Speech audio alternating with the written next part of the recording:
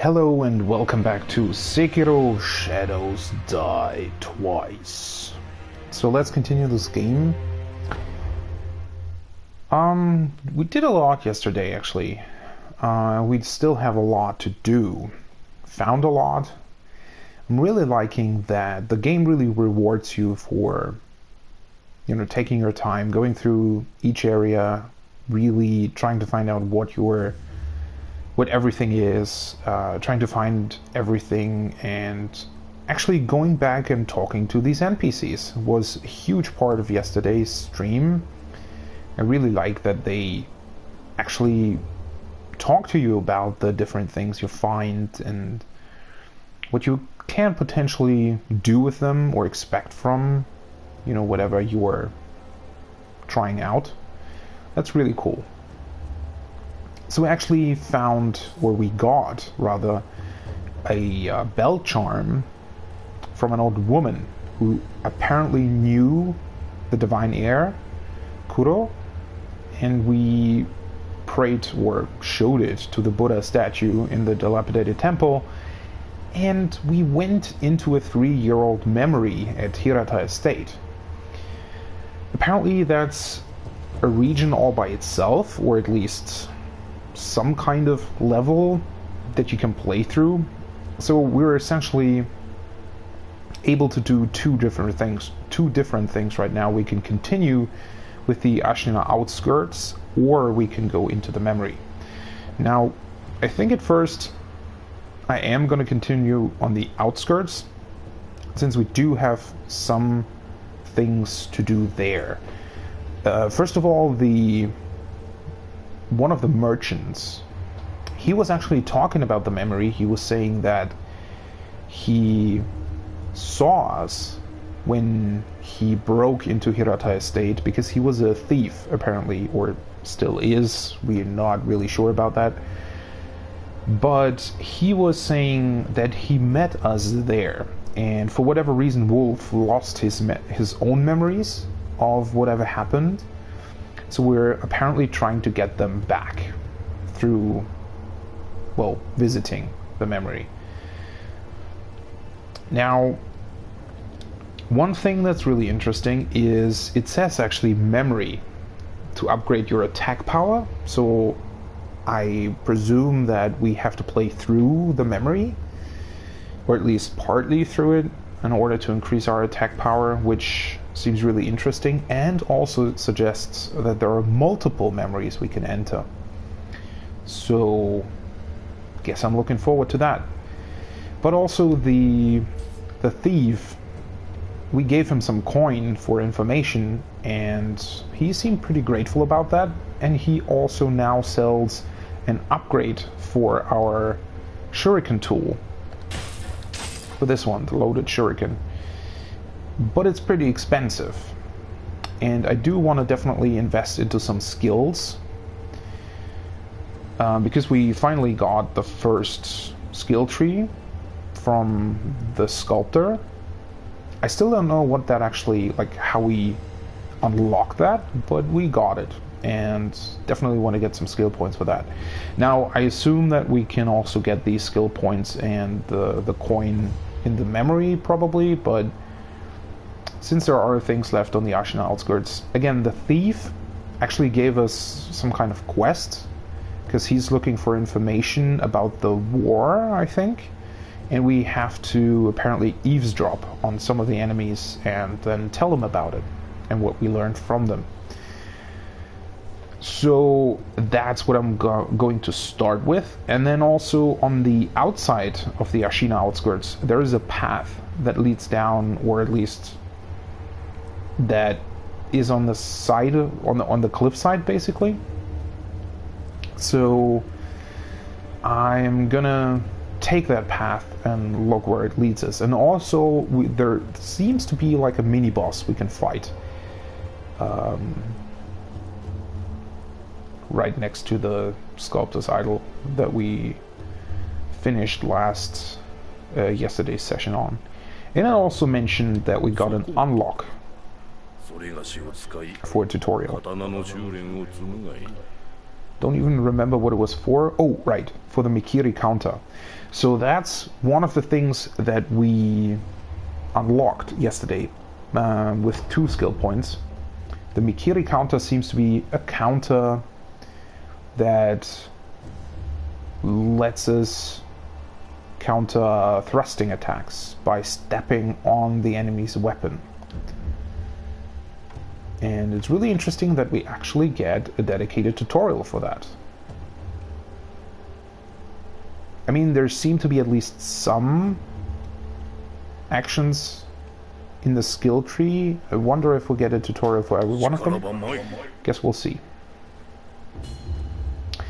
The Mikiri counter. A shinobi can perceive incoming thrust attacks and counter them by stepping on the enemy blade. Known as Mikiri counter, this is a powerful, if risky move that deals more posture damage than a regular deflect. So, normally, thrusting attacks can be actually deflected if you time it right. I think the first mini-boss we fought in the Ashina outskirts, he did a sweeping attack, but I think he also did a thrusting attack. But apart from that, we haven't actually seen anybody else using these death blow attacks, if I remember correctly. Let's see then.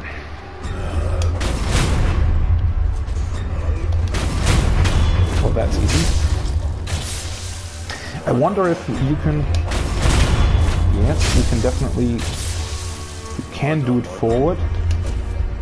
It doesn't do it if you step backwards. Alright, so you have to basically just press circle.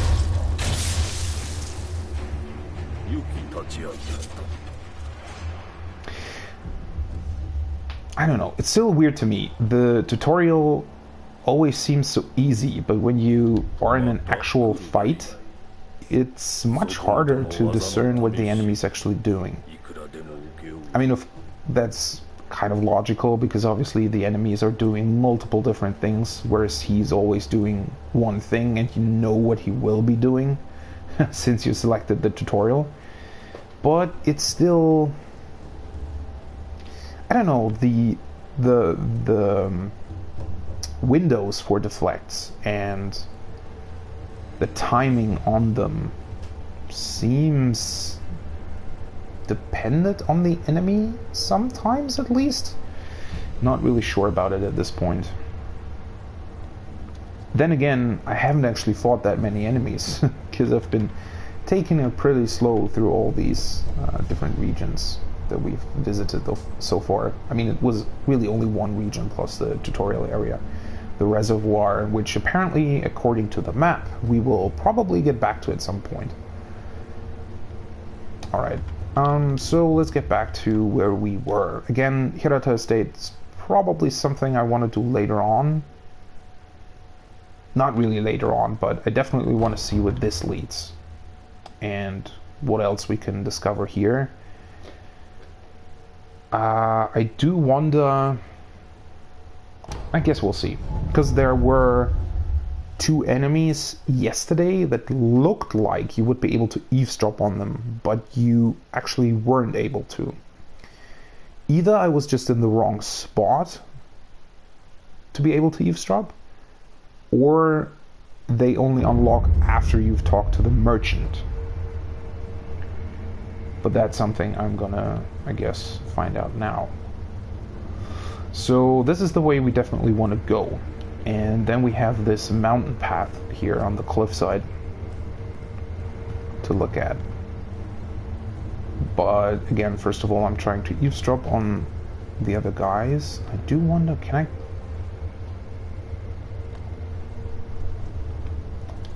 He's probably noticed, right? No, he actually didn't. I think you can just not, you know, be near them for a very long time. Although, now that I think about it, the 2 guys at the campsite over there, where it's not really a campsite, but... Wait, I thought they were sitting around a fire, but apparently they're not. Maybe I can eavesdrop on them. I mean, they are pretty close to the merchant. Let's see. How much money do I have anyway? 67 only. But I do have 3 coin purses. That's a lot of money that I still need for the shuriken upgrade. Probably gonna kill that dude.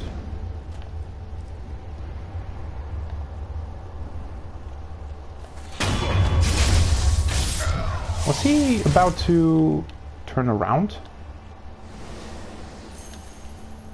I still don't like that you have to suck in the money. That's a weird mechanic. Because, I mean, there's no reason why it just wouldn't automatically be added to your inventory. So those two guys are standing there, but he's looking in this direction. So maybe if I go into the grass over there, because I was wondering why there is so much grass on that side. So I guess I'm trying to... This dude shouldn't be able to see me up here.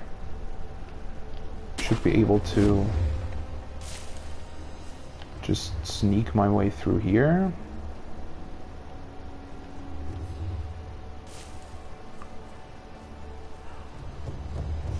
Alright, so there are the 2 dudes. No, you most definitely can't eavesdrop on them. Otherwise it would be possible right now, wouldn't it? That's unfortunate. I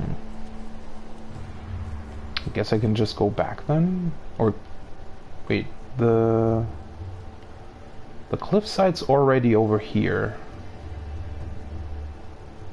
So I should be able to jump down to the cliffside from there. I think that's the starting point.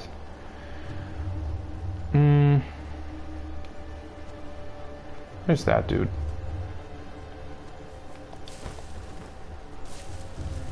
Where did he go? He's still hanging around? Somebody seeing me if I go this way? Yeah, I think the other guy almost saw me. Where is he? What the? Oh, there he is. Well, that's interesting.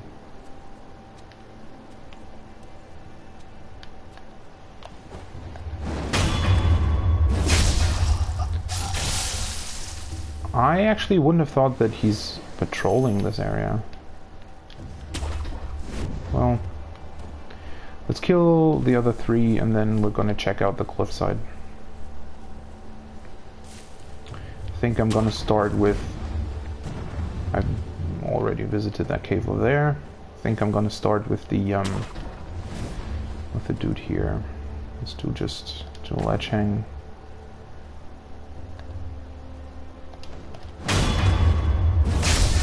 Get rid of him.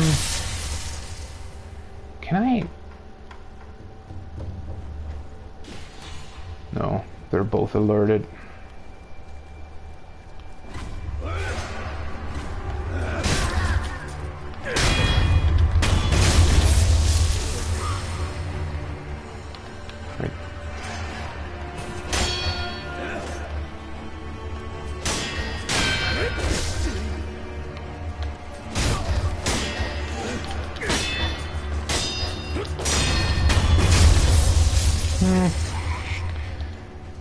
I'm still a bit too spammy on the deflect for my taste.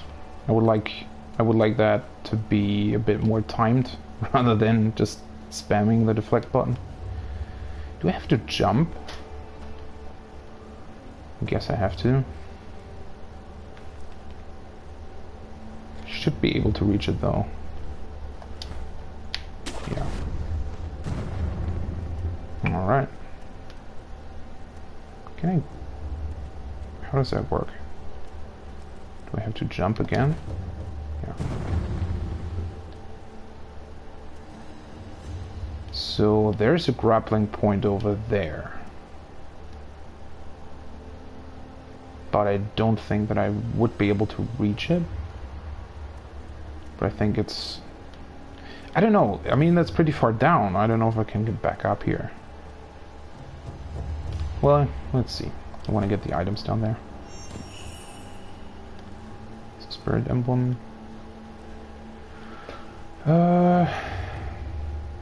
One thing that I just noticed, aren't the ceramic shards kind of useless if you're using the shuriken at the same time? Because you can just pull enemies that way, right? I mean, I guess they would be immediately alerted to you rather than just going to your position.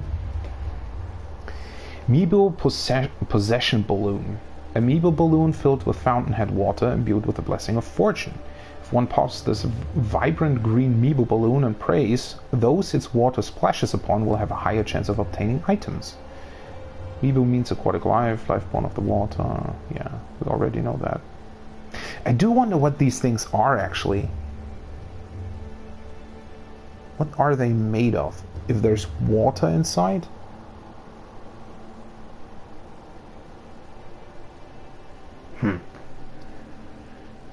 A balloon.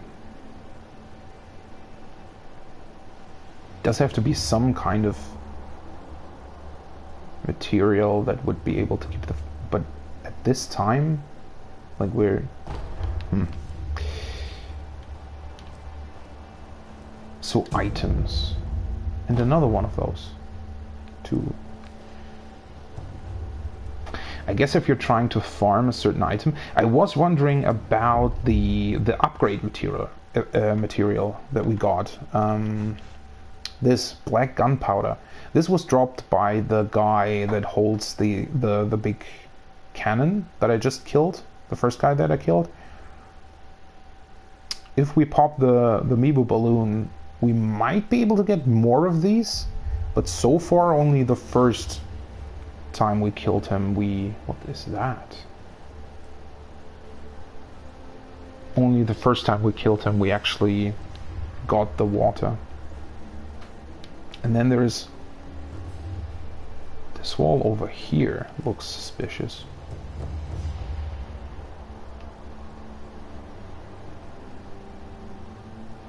That looks man-made, almost. Like somebody specifically stuck these stones in here to cover up a door or something.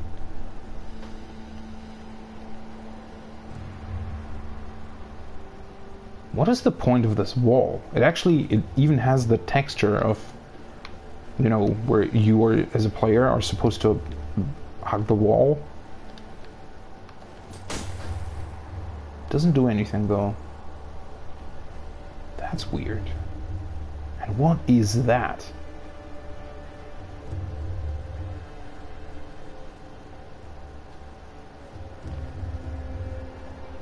It looks a bit like honeycombs, but the overall like form doesn't fit, obviously. Maybe it's a skin? Could be a skin, right? With scales? So there's probably some kind of pretty big monster around here. And also a monster that is able to traverse like this cliff face somehow.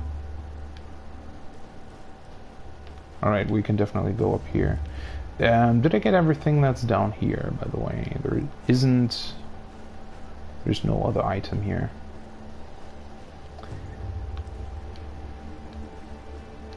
I do wonder why they give you these Amiibo balloons. I mean, the one that lets you collect more money, that makes sense, right? Because you obviously want to do that while farming for, well, something the merchants sell. But at the same time,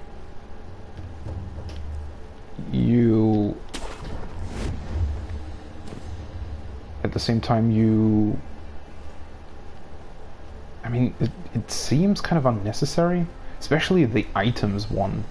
I mean, what kind of item would you want other than upgrade materials, obviously? Iron Drags, mined in Ashina. Widely used for basic reinforcement and can serve as a base material for prosthetic tool upgrades. Ashina is burdened with thick snow and infertile land, but the scrap iron dug from her soil is anything but crude. So we do know that this area is apparently, well, not really famous, but they definitely have an economy going on that is based around mining stuff. Which that's a really interesting tidbit of information.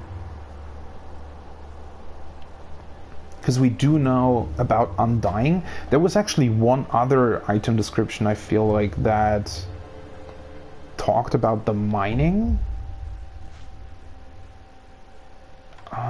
What was it, though?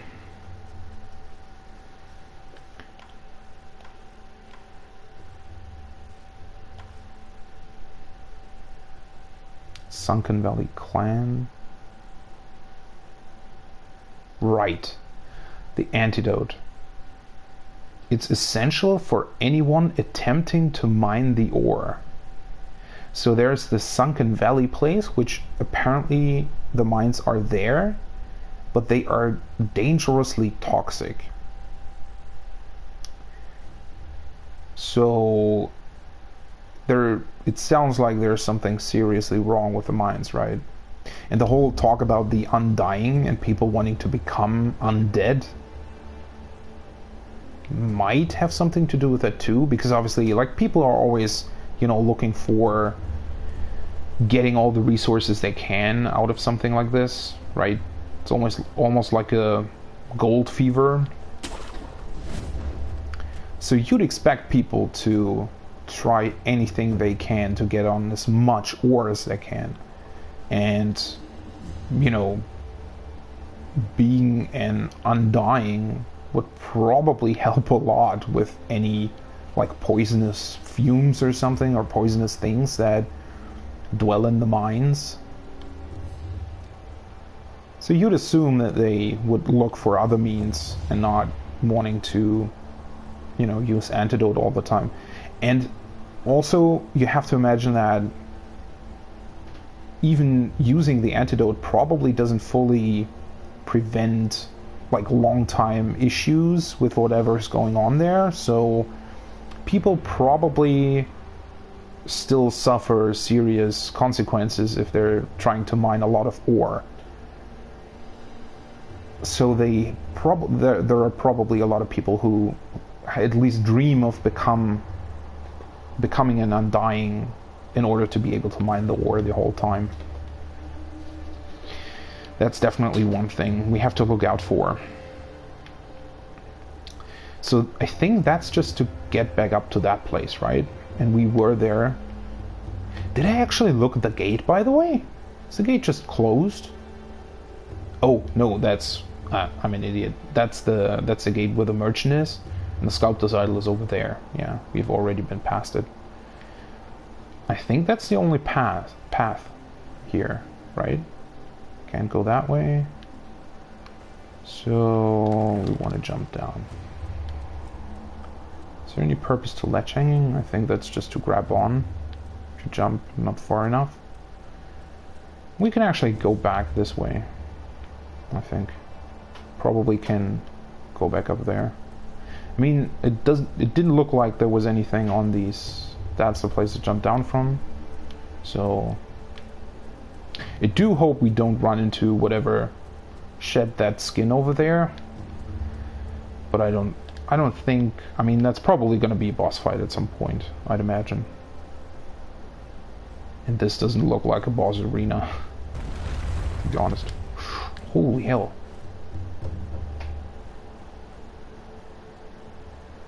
So, wait, it didn't look like I was in danger of falling there.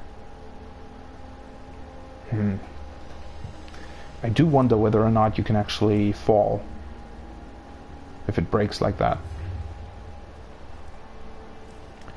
There's another... What? Why is that there? Can't really reach it.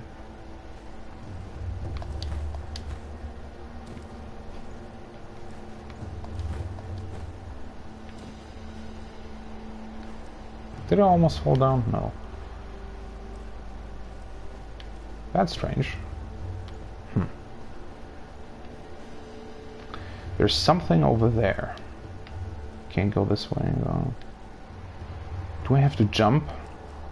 Apparently so. These jumps are really scary, but it's really cool that they did them this way. Doesn't even... Wait, is that some kind of cave? Or... Nah. Looks a bit like you can go down there, but I'm not sure about that.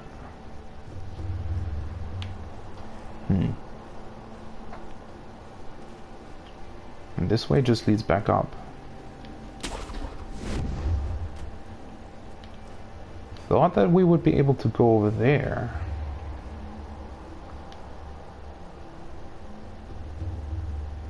Wait, is that a cave? It doesn't look like it.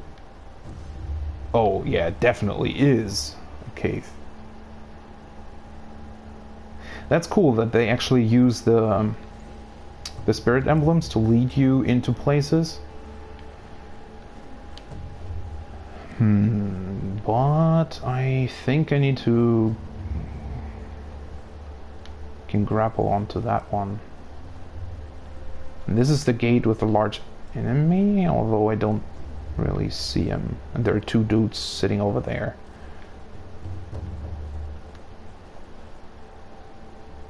Yeah, you can grapple onto that one. So this path... There's probably a path down there somewhere. I don't think that you can get over there from here. I mean, you could maybe jump, but there's nothing to grapple on, so... I don't think you can. There's the sculptor's idol. Well, this was kind of disappointing. I thought there was more to this path. Maybe I'm just missing something? Definitely something else over there, though. Let's go back up, then.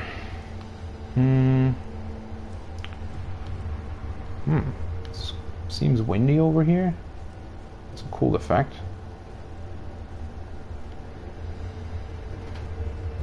Was there something up here? Oh, yeah, there's the big dude. So can I go... I mean, if you jump, you might be able to grapple onto that thing. But at the same time, there's no way to actually go further. Yeah, so you have to take the path that leads down behind that wall. So I'd imagine that's probably like a boss, mini-boss. Although he seems tied down. Probably want to clear the area first. I already killed the rooster, right? He's already dead. Let's see if we can eavesdrop on these two. Yeah, we can.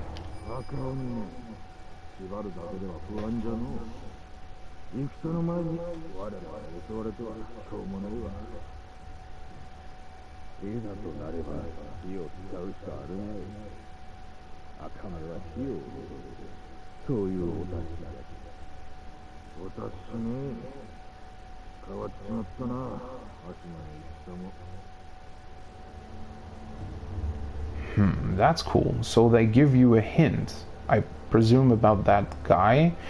We already met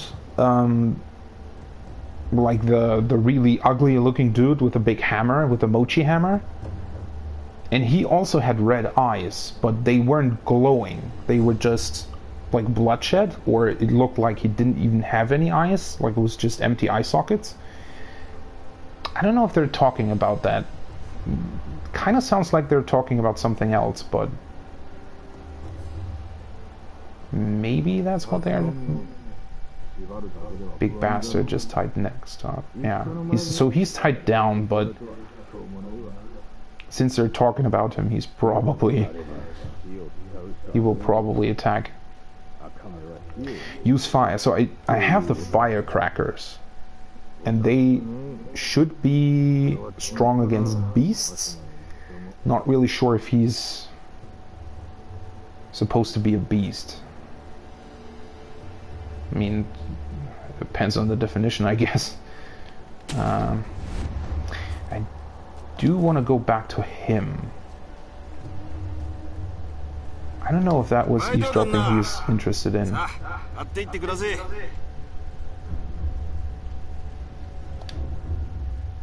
So I guess if that would have been like an interesting conversation, he probably would have said something about that. Right? Because I can't really talk to him any further.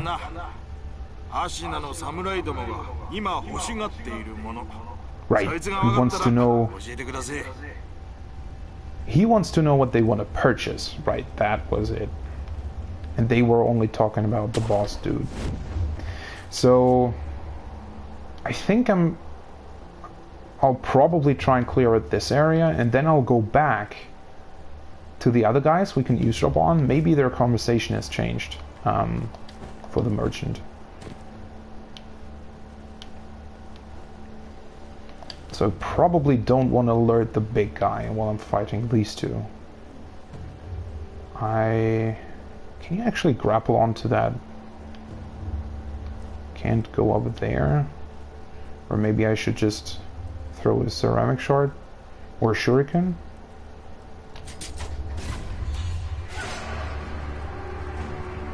What? What the hell? Are they untying the big dude? No. I think it was just the big dude being alerted to me. That was weird. Why did they think that I would be running up there? Although I need to keep my spirit emblems, I just remembered if I want to use the firecrackers against him. Did he throw something? Wait, he saw me. What? Wait. Where is he going? Why is he running that way? He's actually throwing something.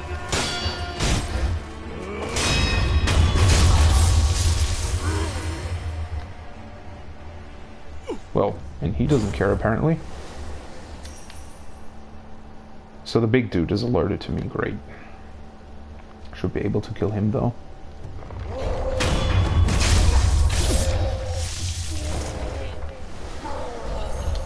Yeah, that's what I heard yesterday, and that sounds like he broke free. Yeah, he definitely did. And he does have glowing red eyes, so that's what they were talking about.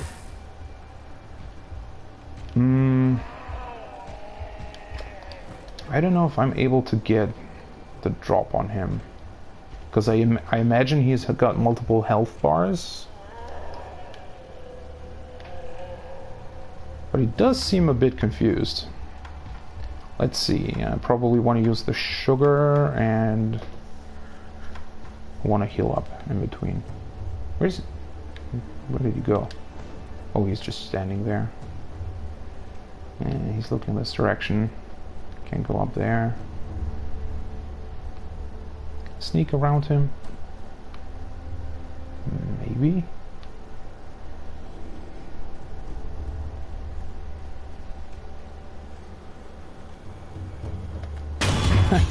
Well, he's certainly not very attentive.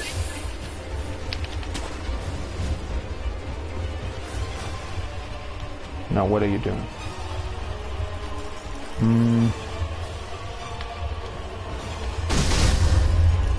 Grab attacks. Oh, so he's doing grabbing? It's interesting that they just tell you that, because we already know about grab attacks. Cannot be deflected.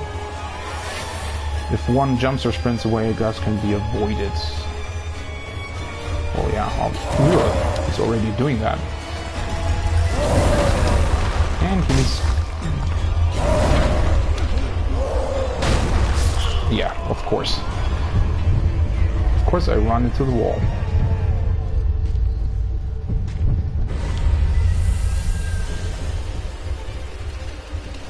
Was he just... I want to heal. What? I actually want to try that. Okay, that didn't do anything. That was interesting. Yeah, his grab attack is definitely pretty strong.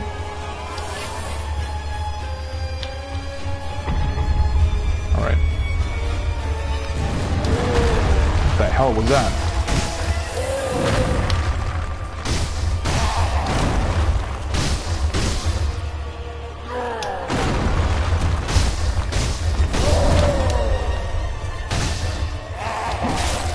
What the? That hit me?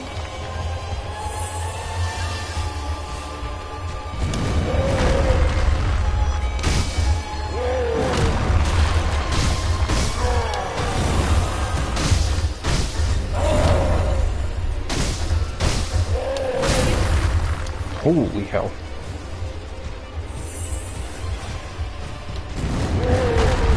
What the?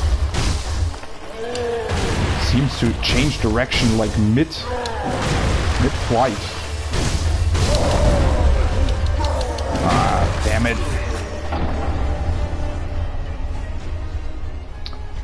Ah, my dodge timing was off. That was unfortunate. So I don't know if the sugar is actually worth it, to be honest. Oh, Unseen 8. Didn't get that before. Oh, I was wondering if they're gonna explain it to me. Half of skill experience and sen are lost upon death, but there is a way to avoid this on rare occasions. Well, 30% doesn't seem that rare. Through the unseen aid of gods and Buddha, one may be spared this loss. So I got lucky, basically. Do I even have... I don't have that much. Well, 150 sen isn't... I can actually... Should I buy a coin purse? Might be a good idea if we're gonna continue fighting him. Right, I also got the ash. Probably don't want to use the sugar, because the most threatening thing that he does is his grab attack, and I think I'm dead anyway if he uses that. I was kind of wondering why the firecrackers weren't doing anything. Like, how am I supposed to... What am I supposed to do with the using fire hint that the two dudes talked about? Gave this candy... Harder to detect? Well... Probably want to do a stealth attack first, though.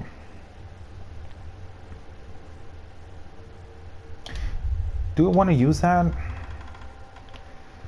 I only got one of these. Probably want to keep them for... Because it's still only a mini-boss, right? Probably want to keep that for something. But he should give me... Because the other one gave me the... Where is it? The prayer bead. So I guess he's giving me a second one.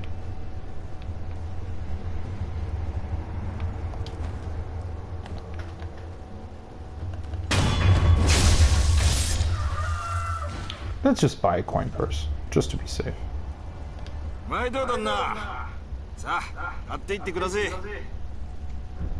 mean, we have to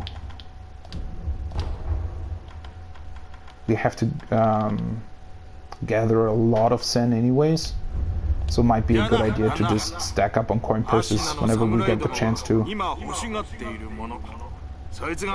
I still don't know that. Need to kill the other two dudes first, though. Is there a way to stealth up on one of them? Because I don't want to... Like, I need a fast way of doing that. Right, I can grapple onto that. Might be able to... jump down on one of them from here. Yeah, definitely.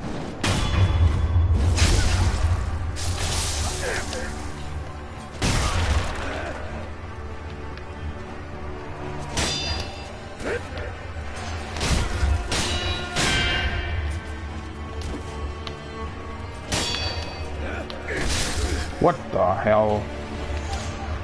Why did that... Didn't look like a... It didn't look like an attack that would actually... Oh, he's already freeing himself, I think. Damn it. Don't see me, don't see me. Probably want to heal up. Right, the ash. That's something that I wanted to try. It's kind of unfortunate. I do have two... I do have two resurrections. But I'm probably only gonna be able to use one of them. Unless maybe the fight lasts very long, but... I don't know. Are you freeing yourself, or...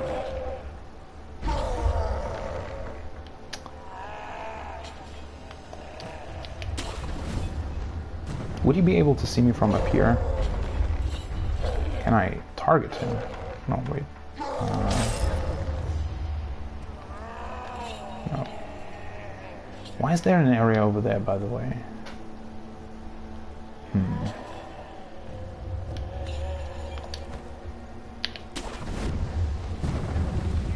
Is there a point to this?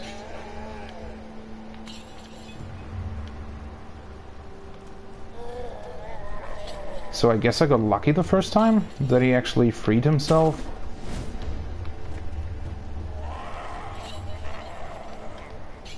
I always forget to get the coins. Because if I just go this way, he's definitely gonna notice me, right? Maybe I just gotta get lucky. Yeah, this way he notices me. Maybe there isn't supposed to be a way of actually getting a stealth attack on him. Can I? Well, I can. Alright, so this instantly alerts him. Or maybe not? Did the marker disappear?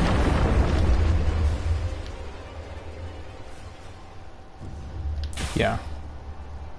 I think he freed himself, but now he's going down again. That's kind of a weird way of doing this, that you're able to basically cheat the AI a little bit. I don't know if you're supposed to do that. Supposed to be able to do that. Let's see here.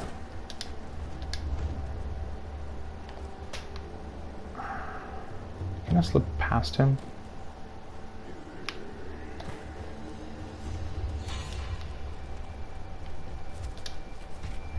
Wait.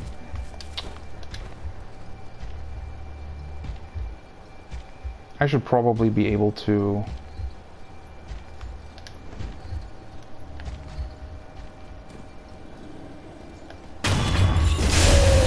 This works.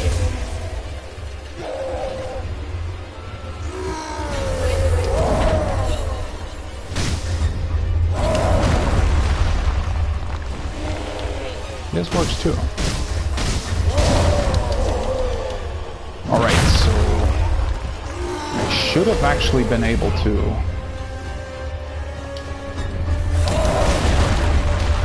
get out of that. Those attacks are a bit annoying, to be honest. Oh, wait. Yeah. That timing is really annoying.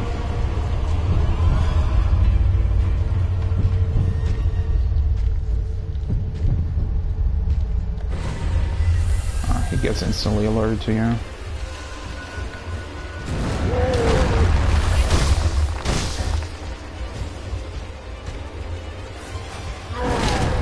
What the hell? But now the timing still worked.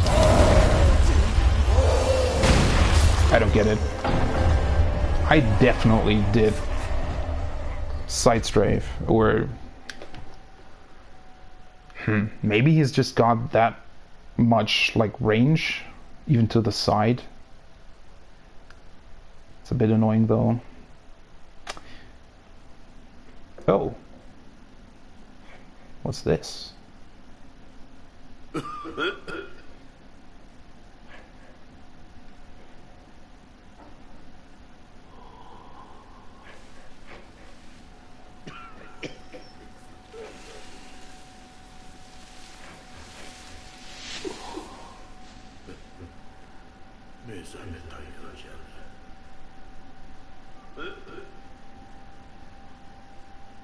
因果よのなかなかに信じきれぬようじゃ。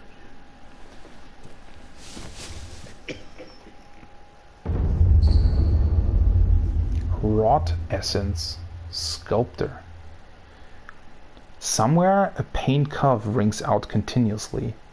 The man who coves zealously sculpts statues of Buddha to avoid being consumed by the building flames. Owning this item reduces one's chances of receiving unseen aid.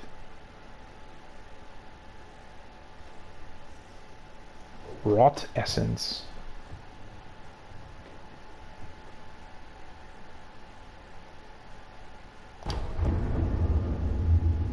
And another one, Timid Maid. That's the woman who gave me the bell charm. Coughing and wheezing sounds of an old woman deeply worried about her beloved master.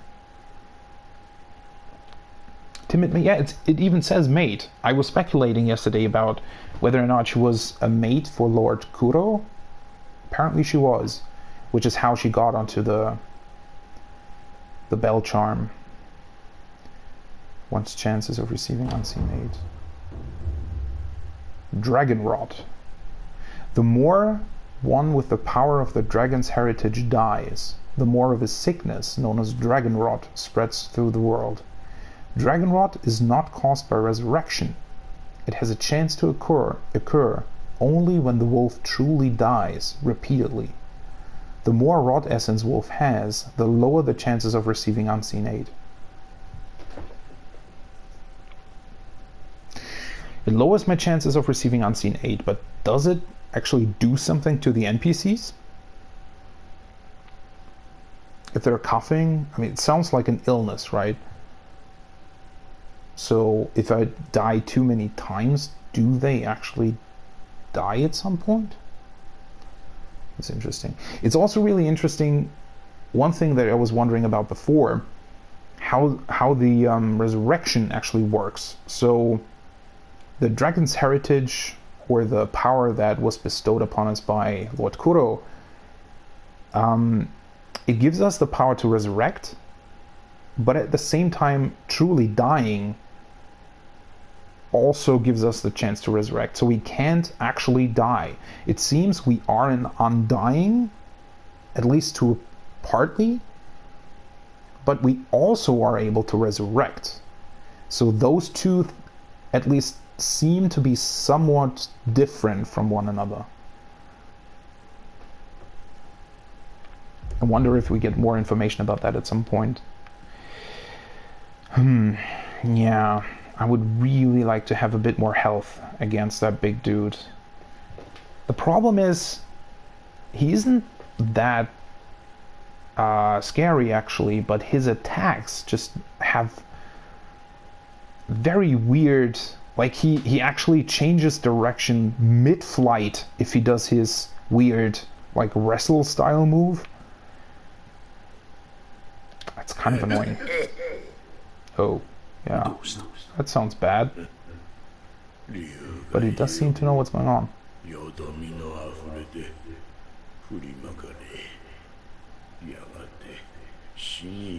Oh.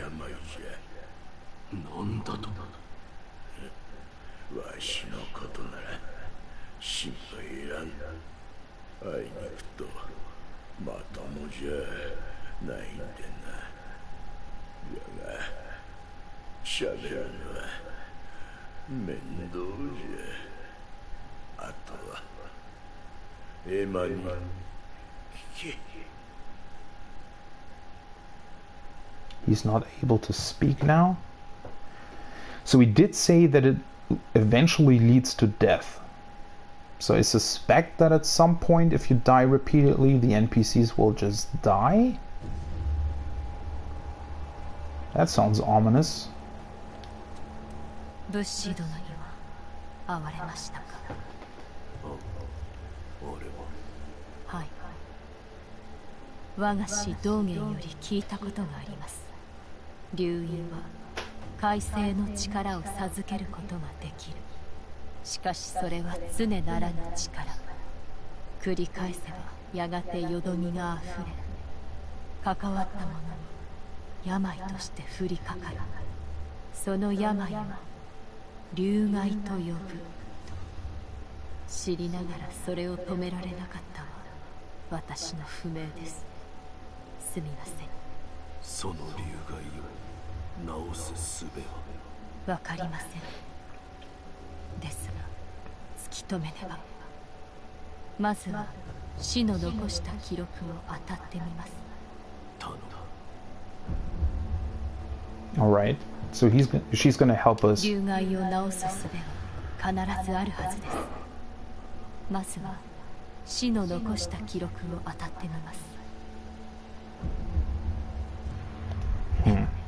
また。So at some point there might be a way to actually cure that, or at least stop it spreading further. Still really interesting though. First of all, I'm wondering why we got 2 Dragonrots at once. That seems strange to me. And then she again spoke about the power of resurrection, making it sound like, you know, us resurrecting actively, you know, if we die in a fight, you get 1 resurrection basically, is the same thing as actually dying. It's just that one allows you to resurrect mid-fight and the other one doesn't. But it, at least for the disease, it seems to be the same thing. Which, interestingly enough, brings up another question, because in lore, what just happened basically was me dying, and at least judging by the cutscene, the sculptor or somebody who knows us did drag us back to the dilapidated temple, right? Why do the enemies respawn? That's something that I haven't really figured out here. I mean, we can access memories, so maybe... I mean, I guess you could explain it by saying that once we die, we also lose the memory of what just happened, and that sort of, you know, would be a reason why the enemies would be able to respawn, like in universe, right? Because we don't actually remember fighting them. But that's still something that is weird about this game, right? I mean, from a gameplay perspective, it makes sense, obviously. But in lore, not so much, at least at this point. There might be reasons for it, but we don't know them yet.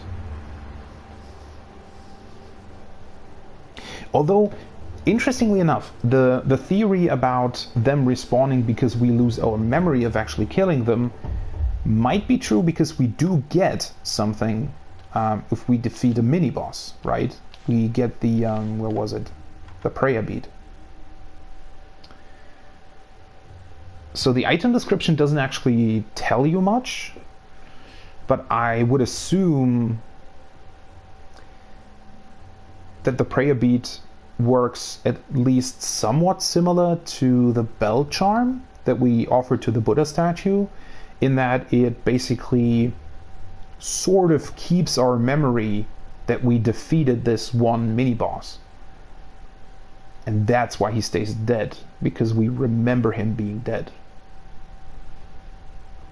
Could be the case. I'm not really sure. It still sounds a bit of a stretch to me, the whole memory theory about people dying. I mean, it would make sense in the memory though, right? The 3-year-old memory about the Hirata estate.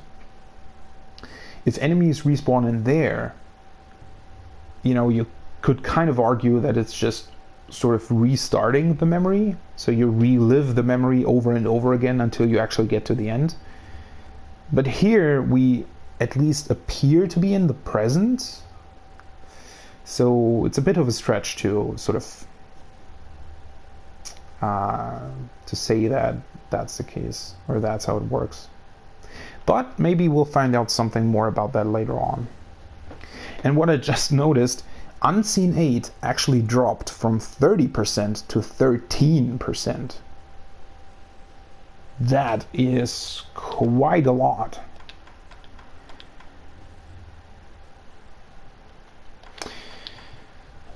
So does one rot essence basically equal...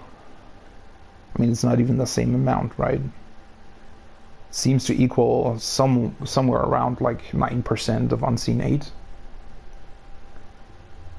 8.5%. Maybe it's different if...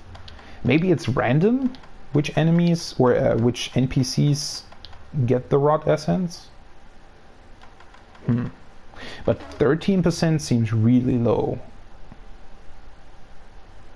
So does that mean that the NPCs are already really close to dying? I really want to talk to the timid maid again. And also, I wanted to get back to that area anyway because I wanted to try and eavesdrop on the conversations, like if they changed because we talked to the merchant. So I'm gonna do that next, actually.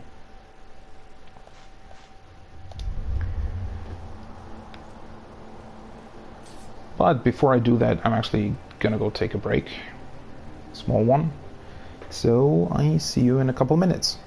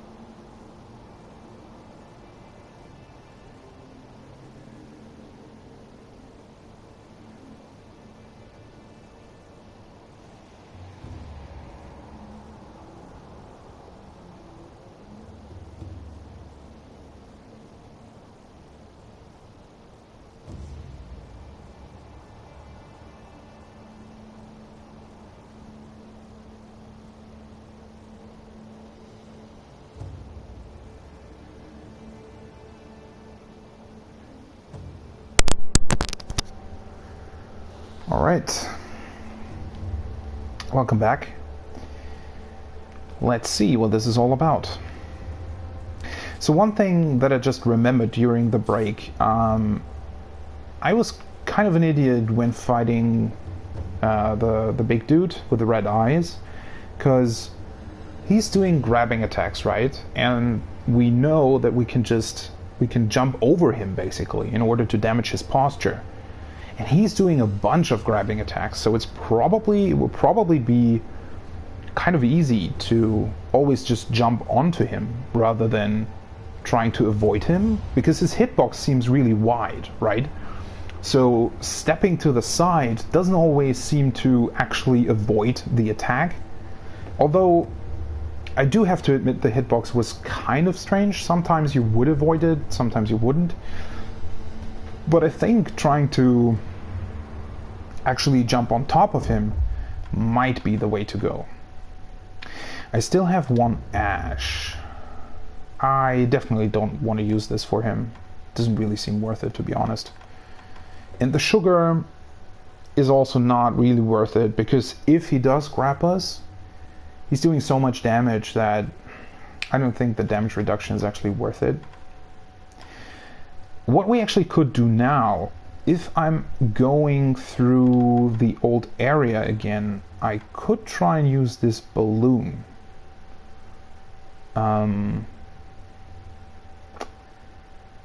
Yeah, that might be the way to go. And then just purchase more coin purses from the merchants.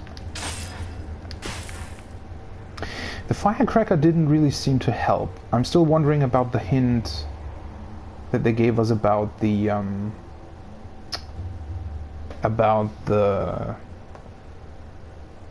fire.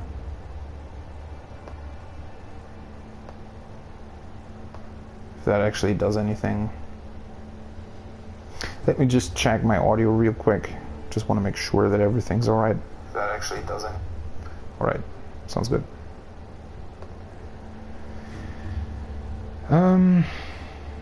Yeah. Do we want to use this Meeple balloon? Probably. I mean, that's why they gave it to us, right? I'm just wondering how long it will actually last. So I want to go to the gate path. Although I could take... could take the other way around. Wait. Where were the first guys I can eavesdrop on? Aren't they like here somewhere?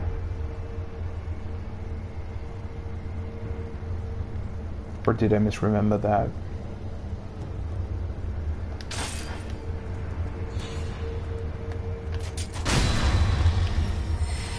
Bye-bye.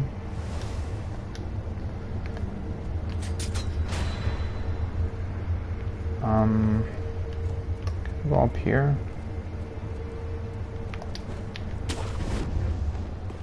Really want to kill the dogs, because they're the most annoying enemies most of the time.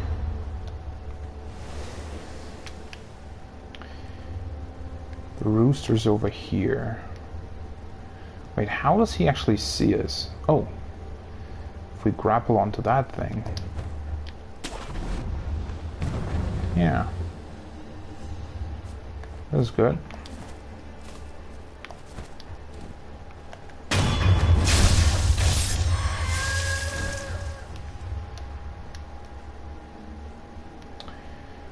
So the two guys over there we were able to eavesdrop on, but then there weren't there also two guys over here somewhere where we could eavesdrop?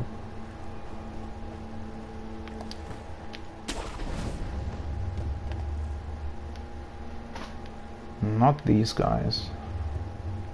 No, I don't think so, actually. Now that I think about it, there are only these three guys here, then there is one down there, or behind the wall. And behind the gate there is only one guy, and then another guy to the left. And these you aren't able to eavesdrop on. Wait, can we actually... Is that the area with the big dude? Or is that further down?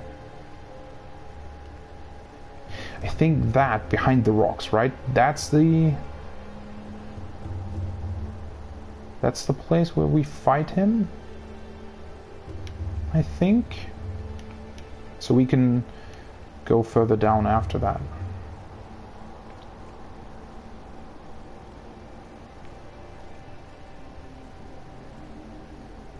Alright.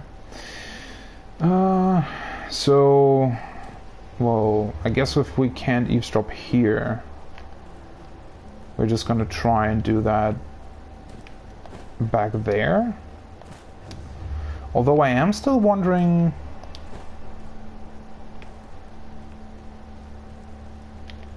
Are these the only guys we can eavesdrop on here? I mean, maybe he's talking about people further down. So not here, but, you know, somewhere after the mini-boss. I guess we'll see.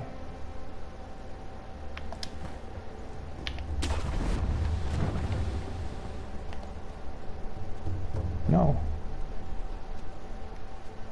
Second guy isn't even here. Oh, there he is. Maybe we have to wait for him to get here? Oh, that's where he went, by the way. Because you see him... You see him standing down there, right? And he's moving up here. So if you're quick enough, you can probably kill that dude. Oh, we've actually eavesdropped on this conversation already.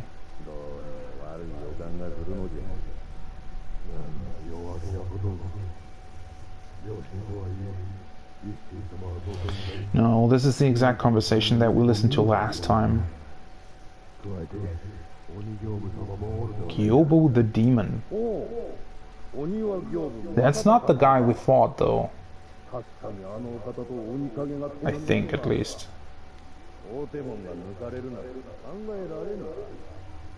Gyobu the demon.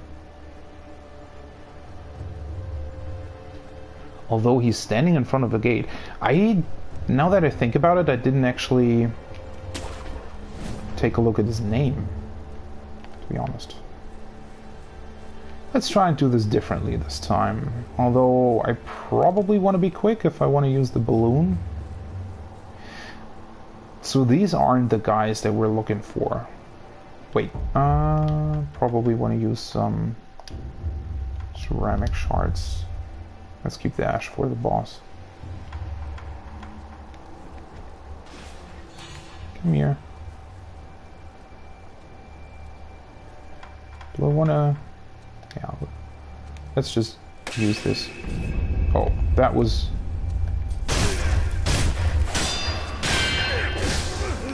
That was dumb.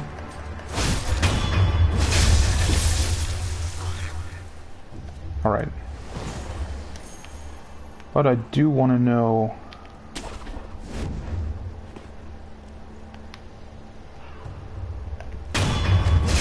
how long it lasts, though. So one of them apparently saw me. There's another guy down there, right? Yeah.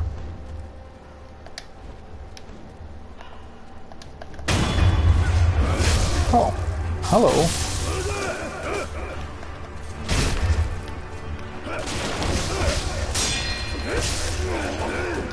What the hell?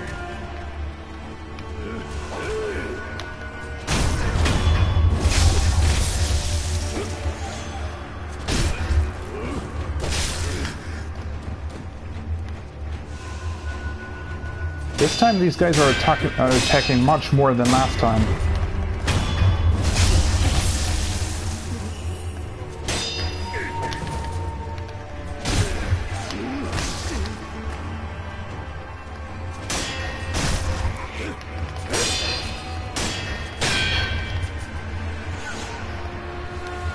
Let's get the coin, the items. Doesn't actually seem to be that much more, to be honest.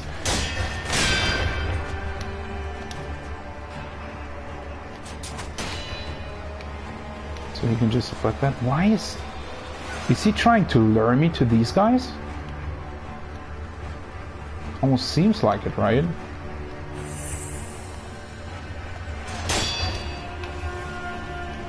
I mean, if they get alerted, they get alerted.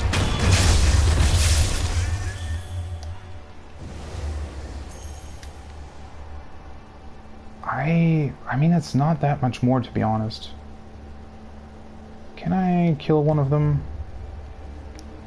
Wait. Yeah, I can.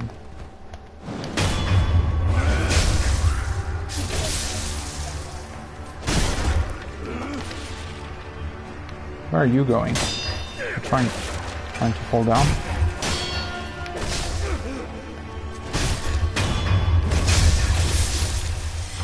Who's... what? Oh, the big dude did hear me. Where's he coming from? I always seem to miss where he's coming from. Or she?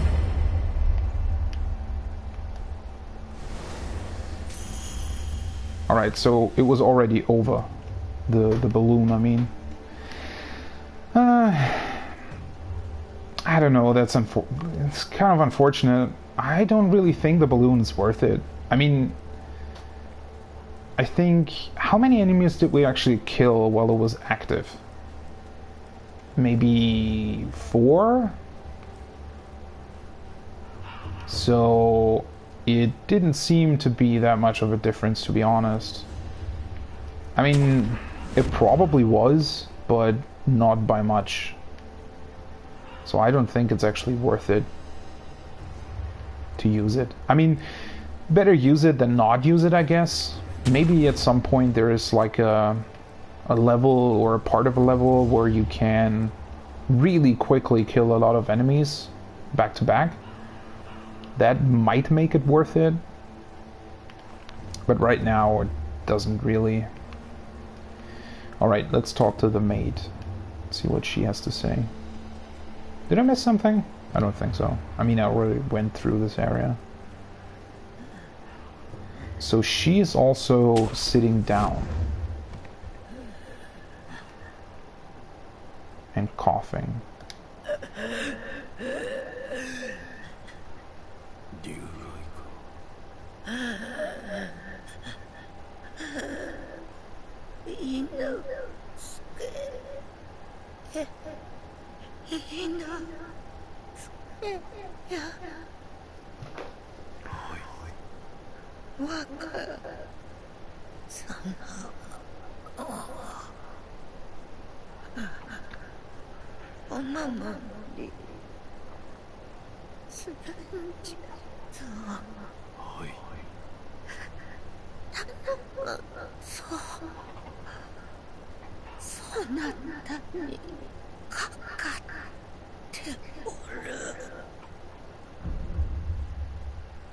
Do nothing. That implies that we can get an option to do something at some point.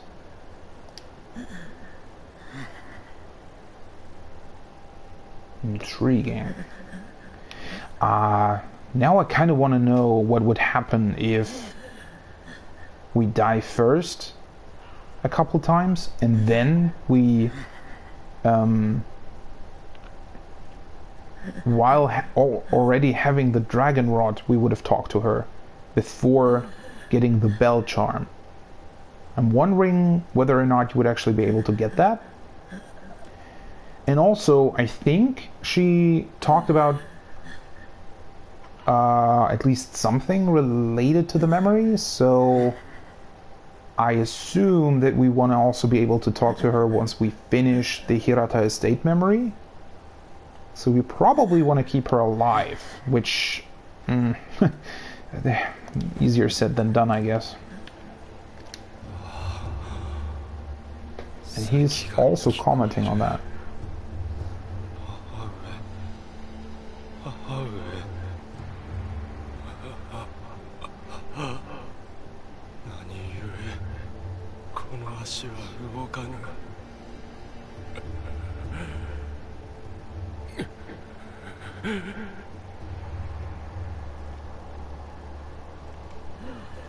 It's kind of depressing seeing these. So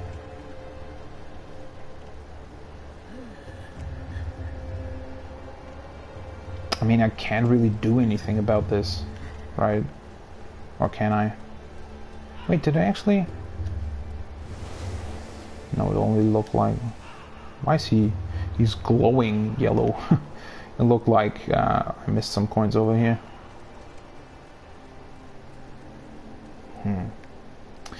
One other thing though. I died a couple of times before dying to the mini-boss that I just did. I'm also curious about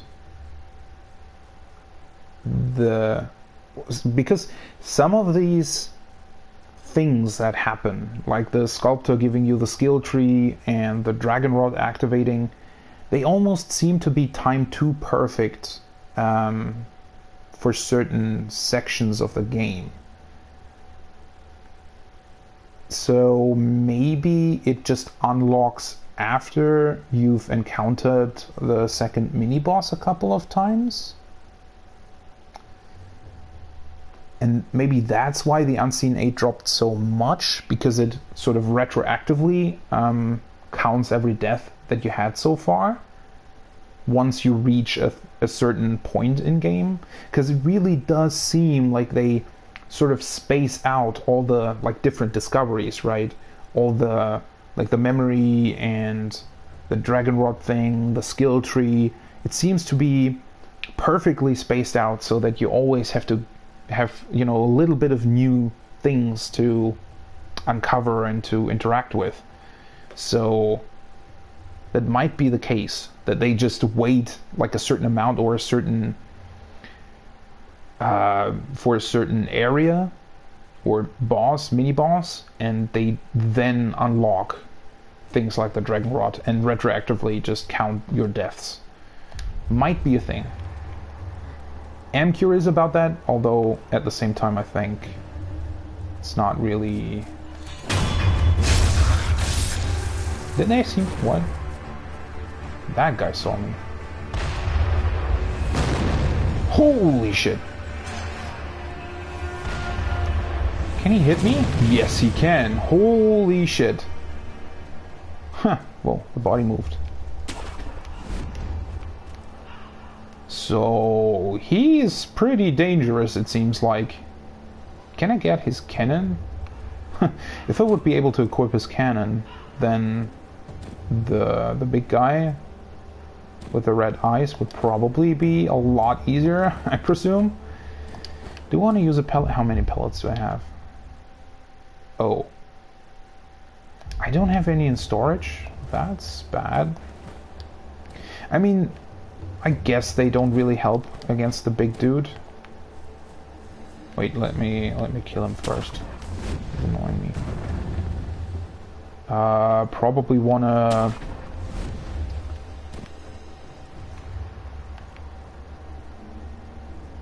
Probably want to have 3 pellets for the fight against the big dude, but then again, might not be that important. Can I get... I mean... Well, he was like a special enemy, right? I got 18 coins and an antidote powder. So he's dropping antidote powder, and he can drop upgrade materials apparently. Still not sure how the whole drop system works. Like how it counts different things. Who's the stronger dude of those two, by the way? I don't think it really matters, does it?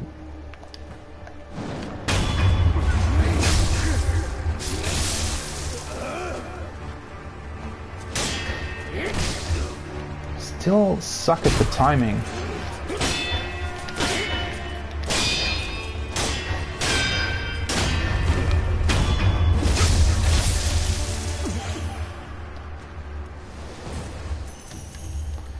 Almost got a skill point.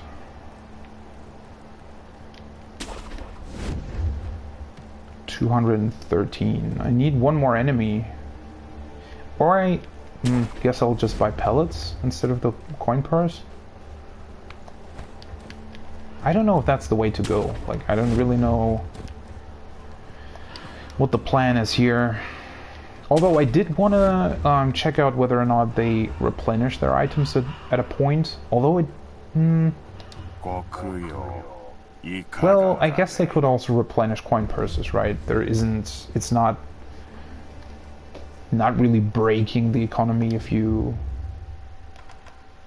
able to buy multiple of these. So I didn't buy anything else from him, right? Except for the firecrackers. Let's buy a coin purse and 2 pellets.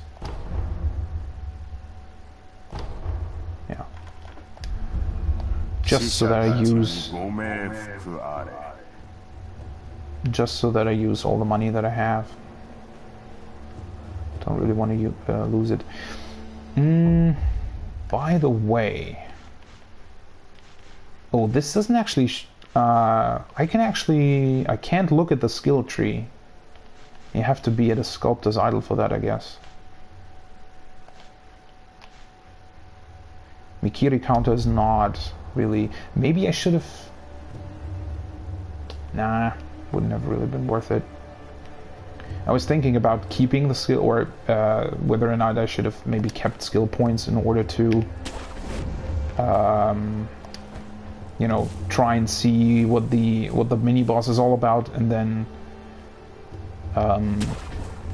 unlocking skills according to what I need against him. But I think that that's not really. I probably would have lost a bunch of skill points fighting him, to be honest. Wait, wasn't there some was there something else I wanted to do?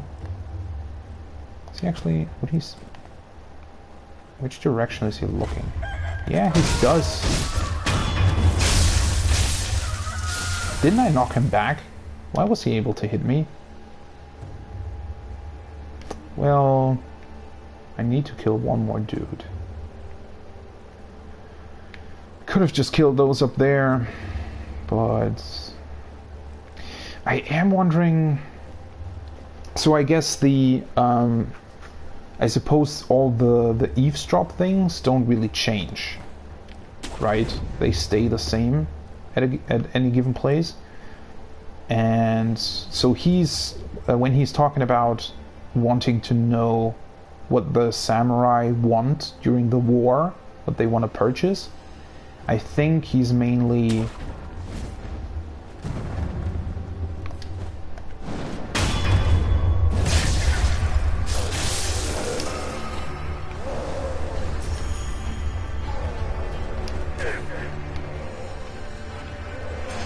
what?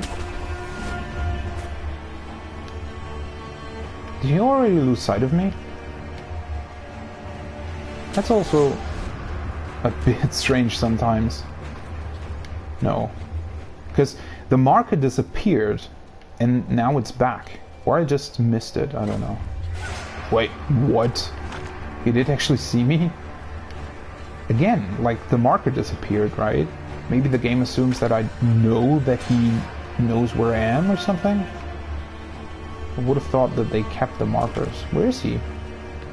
There he is.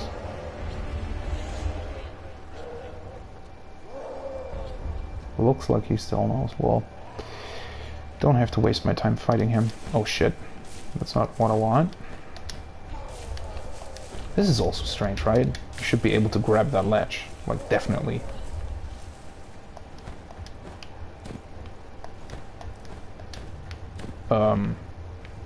Wait, how do I get up there? That's a bit weird. So I guess you have to go this way, yeah.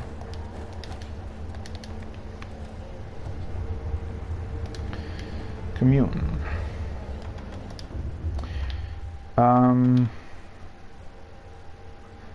This I wasn't too keen about, right? I wanted to get this, Suppress Presence, and Shinobi's Karma Body. Those two aren't really helping against the big dude, though. I think the way to go is really to just jump over his grabbing attacks and trying to damage his posture. Whirlwind Slash. Let's just get that for now.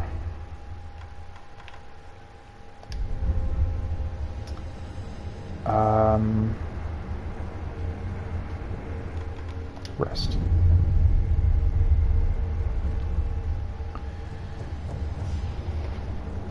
And this is still just spirit emblems. Oh, combat arts. Combat arts are special attack skills based on the strength of the fighting style they belong to. They must be equipped in the equipment menu to be used and can be learned through the skill menu or found in special esoteric texts. So the esoteric texts are the skill trees, basically. And it's just R and L1 at the same time. can now be equipped. Only one combat art can be equipped, so that's this one. And then apparently there's another thing that we can unlock at some point. It's the Whirlwind Slash. It's really, really interesting that they limit you in this way. So you are forced to actively think about the tools you want to use at any given point, right? I really like that, because it,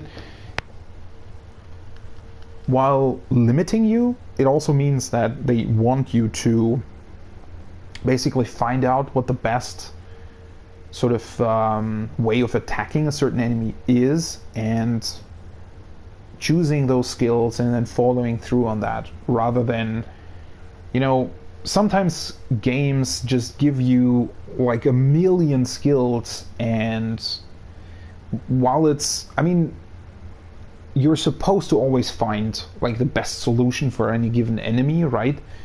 But it's still, it's very interesting when the game really forces you to think about it and try and find out the best solution for any given enemy, rather than just giving you a bunch of things. Because a lot of other games just end up having all these different tools that they give you, but only like a fraction of them is really important or actually meaningful, and the other stuff is just flavor, right?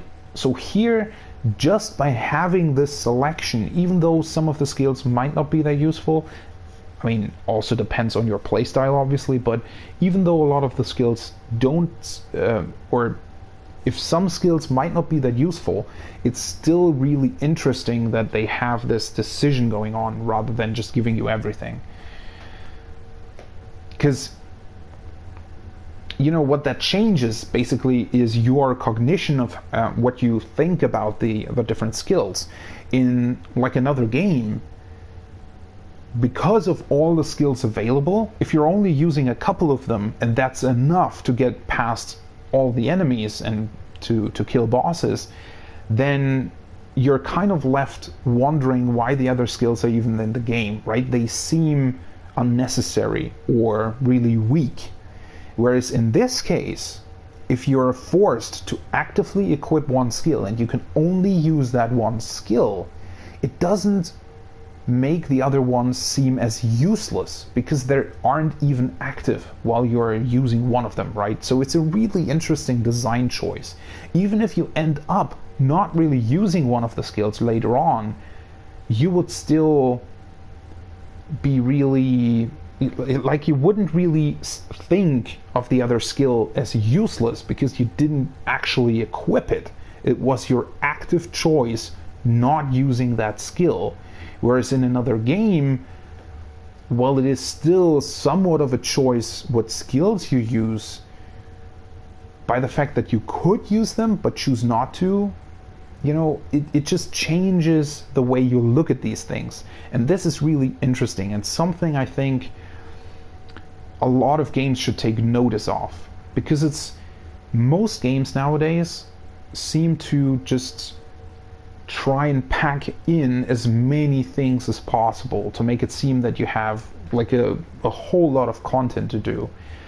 But at the same time, most of these games have actually too much things, to a point where they don't mean anything anymore. And, you know, actively forcing the player to limit themselves on a few things means that, you know, it's way more, it feels way more meaningful, even if it isn't in the end, right? Even if the outcome is the same in the end, it still feels way more meaningful.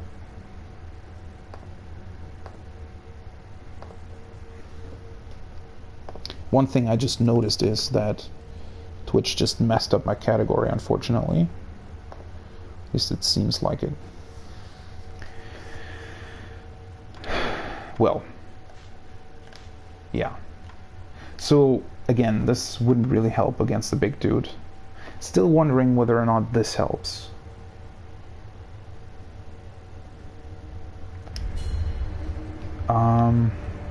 Can I? Oh yeah. It doesn't actually cost any resources though, right? Doesn't seem that way.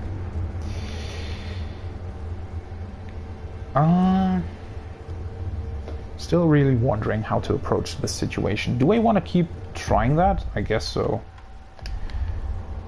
Is there... I mean, there are small torches.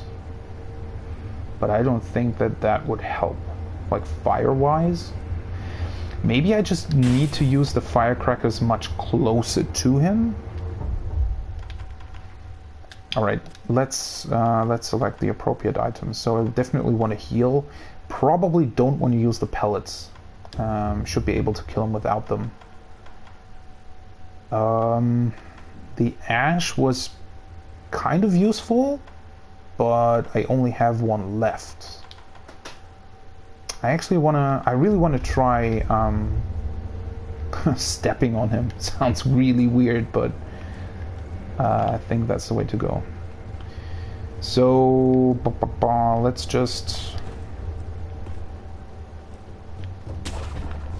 kill the one dude this way, I think.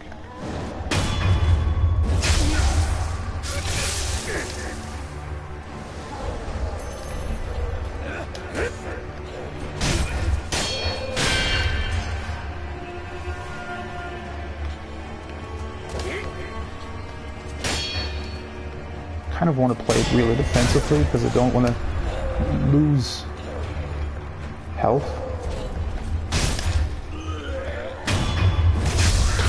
He's already dead, but of course, do like a really sweet animation for that. I mean, I could purchase spirit emblems, but I guess it's not really worth it. So how did I do that? I think he almost saw me. So this way he's actually breaking free, I think, right? Yeah. And now I just need to lure him this way so that I can attack him from behind. And then I need to remember to step on him. It's just so ingrained in your memory, especially if you've played Bloodborne, to always use circle in order to avoid enemies. Wait, maybe I might be able to use the ceramic shard. Wait, is he going back? Where is he going?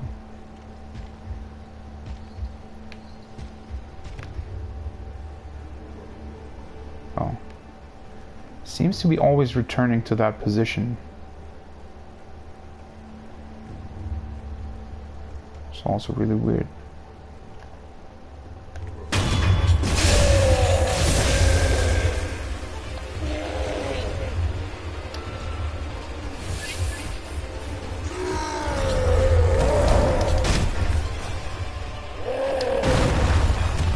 Bad. All right. It does work. That didn't. He actually throws you a lot.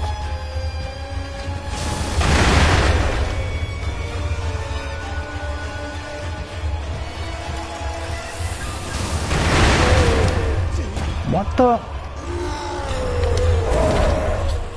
That was the wrong direction. I can't seem to decide on whether or not I want to actually... he's instantly re-aggroing.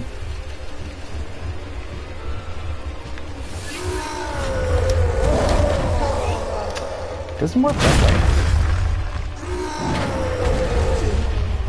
So I guess you also have to look out for what attack he actually uses. And this definitely doesn't... It doesn't stun him, or it doesn't do anything against his attack. Jumping or sprinting to a safe distance before the attack lands will keep you from an enemy's grasp. Oh, Unseen 8. Well, that was really worth it.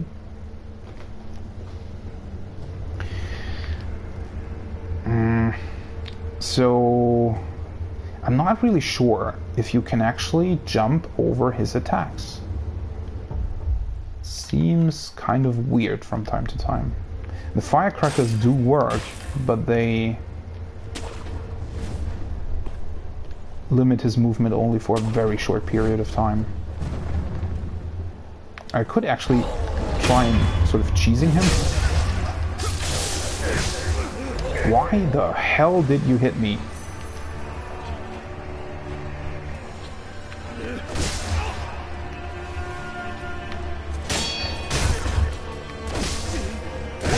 I don't know why that doesn't work.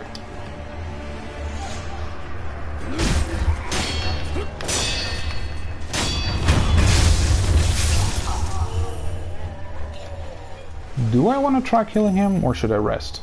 Doesn't really make any sense, right? Don't have the... I need to be full to at least survive one of his grabbing attacks. I mean, I can just always go back here and rest, right? There's no downside to that. I should probably just use... I don't really care about the skill points at this point. I should probably just purchase, like, spirit emblems. So that I can use the sin and do something with it. Is there a better way to kill these dudes? I don't think you can actually kill both of them.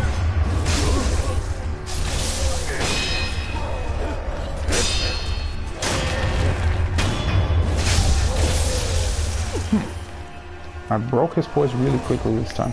Yeah, I really need to get into the habit of just trying to use L1 more. I'm trying to like perfectly counter every time, and it just leads to me basically guarding way too late. So I'm getting attacked way too much, or rather I'm losing health way too fast. Should just because I do have a lot of posture, especially against these smaller enemies. It's not that big of a deal to lose some posture.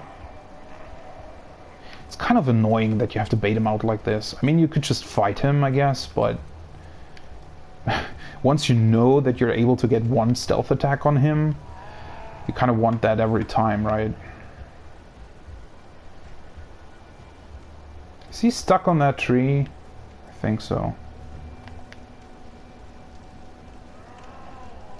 Yeah, he definitely is. What's he doing? What the hell? Why is that down here, by the way? Can I hit him? Or would that alert him? What the hell? Ugh, this is annoying. What is he trying to do?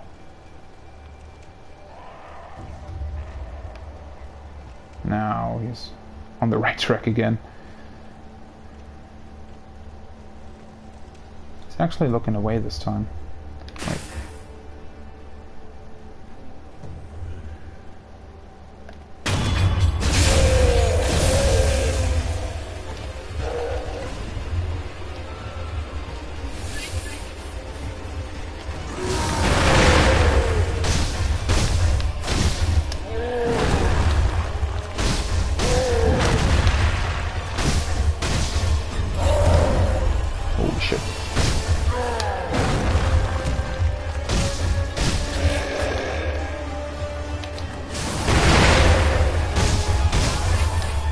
He's just called Chained Ogre, by the way. That I didn't get.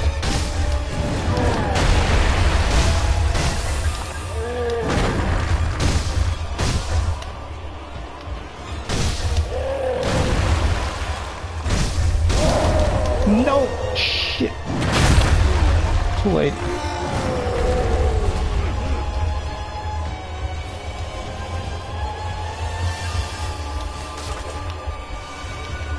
He's really fast.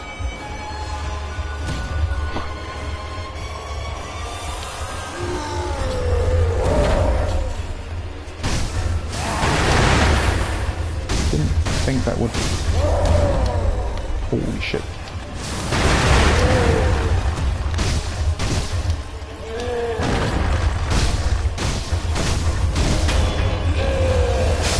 He was already dead. Almost. Phew!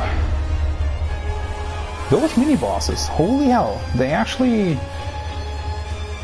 There's something. Blues Prayer Beats. Shinobi Medicine rank 1. A latent skill that increases the healing effect of recovery items. Ooh, that is desperately needed. Medicinal knowledge is vital for shinobi survival. Receiving wounds in battle is inevitable. The only way to learn such techniques is to be gravely injured time and time again by worthy opponents. Well, it's certainly fitting that they give something like that to you here. Shinobi Medicine rank 1. So that means that the healing gourd and I suppose also the pellets would heal more, right? That's cool. Can I... It's a latent skill, right? Yeah. Rank 1. So that also increases over time.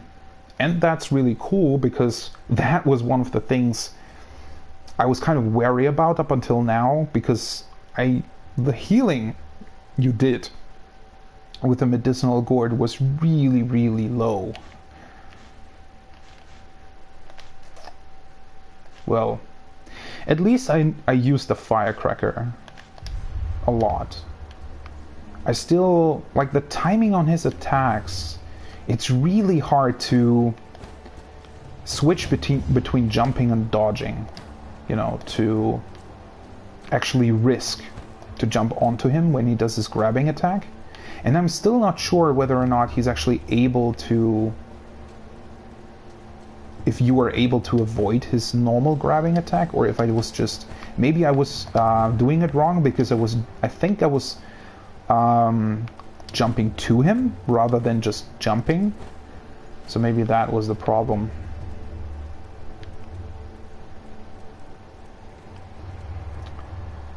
So this would be the gate that I saw from the other place, right? With the like yard behind it, or not yard? Is it called yard?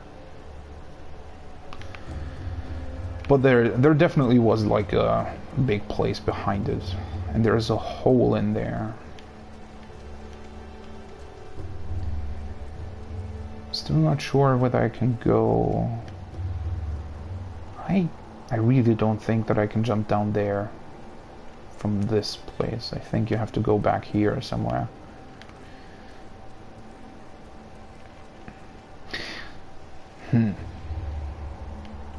Are these...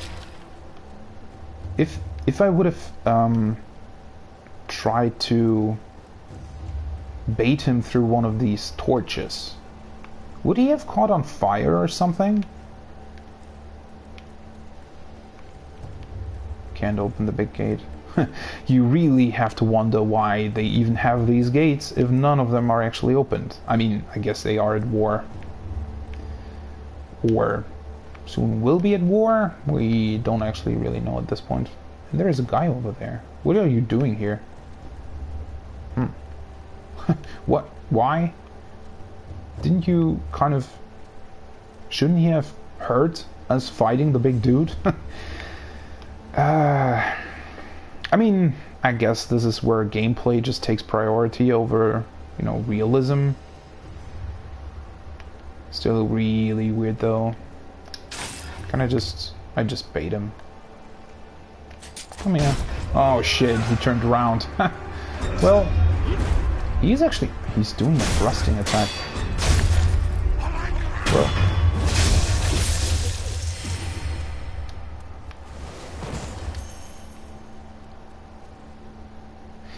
I need 2 skill points, right, to unlock the next thing? Yeah. Do I still have healing? Nah, not really. Why are you up here? Only for the item? Meeple balloon. Another one of these.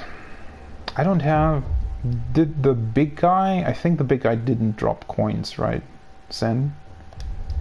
41, and I have, I think, 5 Litecoin purses, so I'm still missing over 2,000 sen to be able to buy the upgrade from the merchant.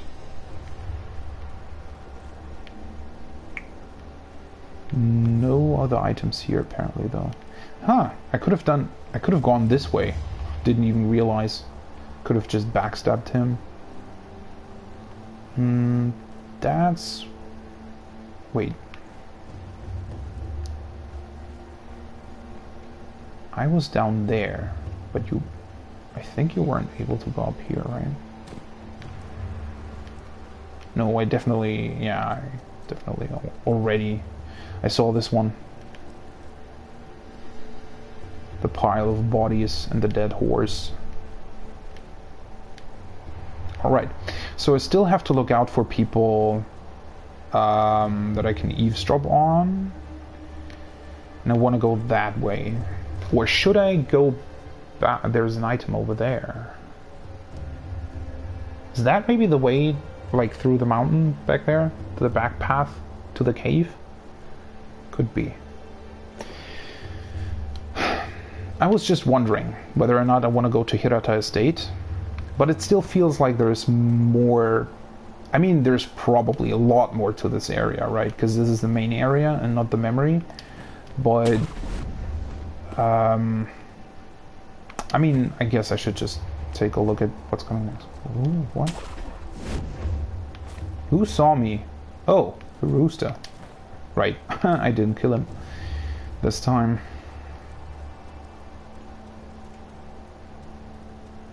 Alright, so I went up there. Can't go further than that.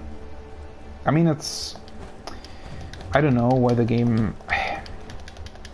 I suppose they don't let you grab onto these ledges because that would, you know, make it harder to actually build a wall for the levels. Kind of unfortunate though. I don't know. You could have probably done a better job. I mean, they could have just designed the rocks at the edge differently, because they really look like you should be able to grab onto them.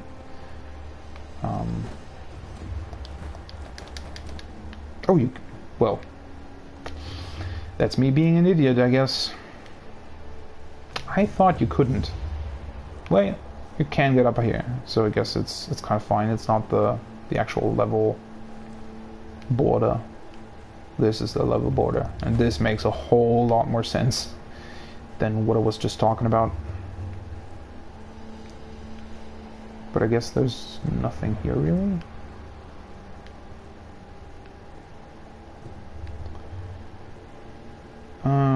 That's where we started, right? That's the area with the dogs.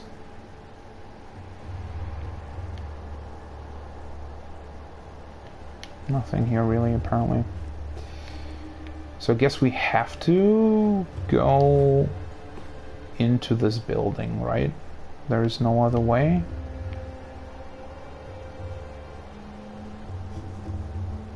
Is that just a head, or is there a guy standing there?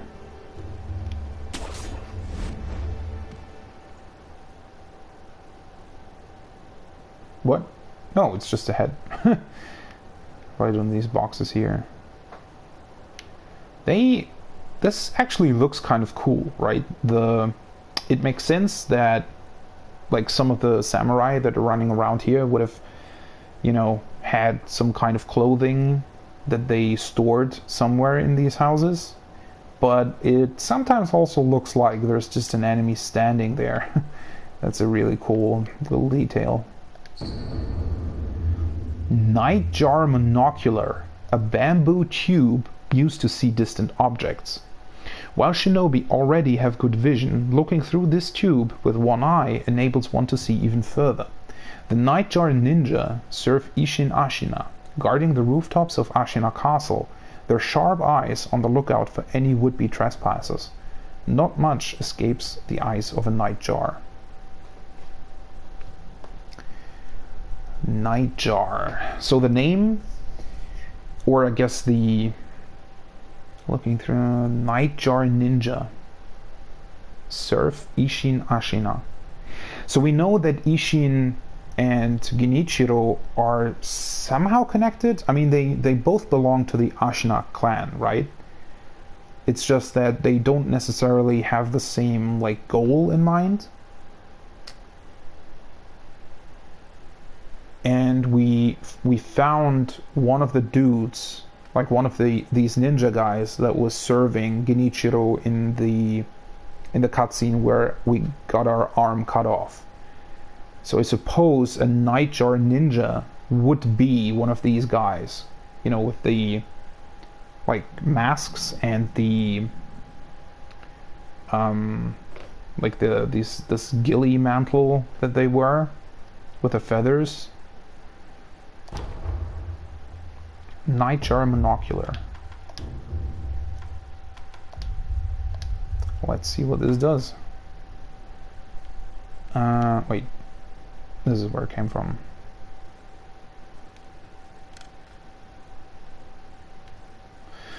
Well, it's not that much of a zoom. It's almost like the binocular in Bloodborne, just without the annoying rectangle in the middle. I mean, I guess it's just, if you really want to look at details, or if you want to just get a nice screenshot, that's probably what you want to use. It's kind of interesting that they give you... I mean, wait, what?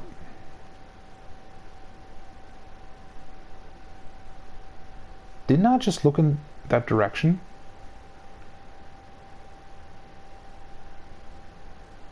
Where did the item came from?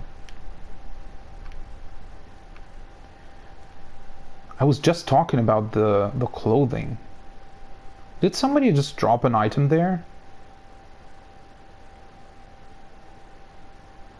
I mean, I guess you could look through these. No, you really can't. That's unfortunate.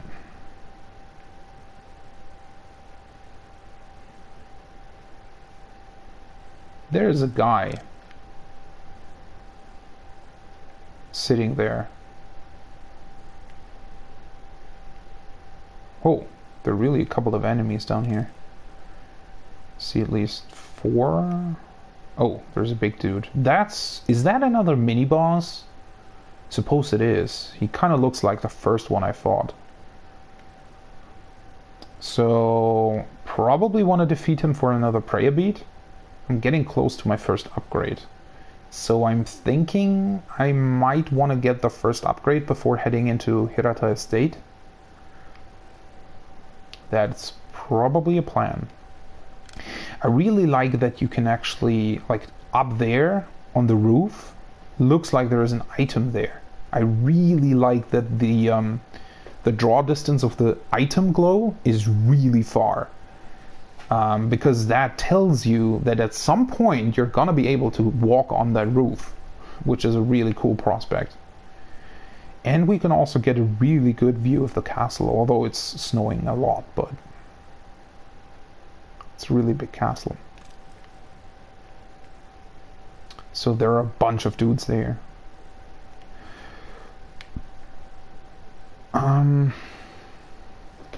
So the small guy up there who's sitting, he's probably like watching over this area, so you probably want to take him out first. What is this, by the way? Looks like a crater of sorts. So did they... I guess they were under attack at some point in the... like not long ago?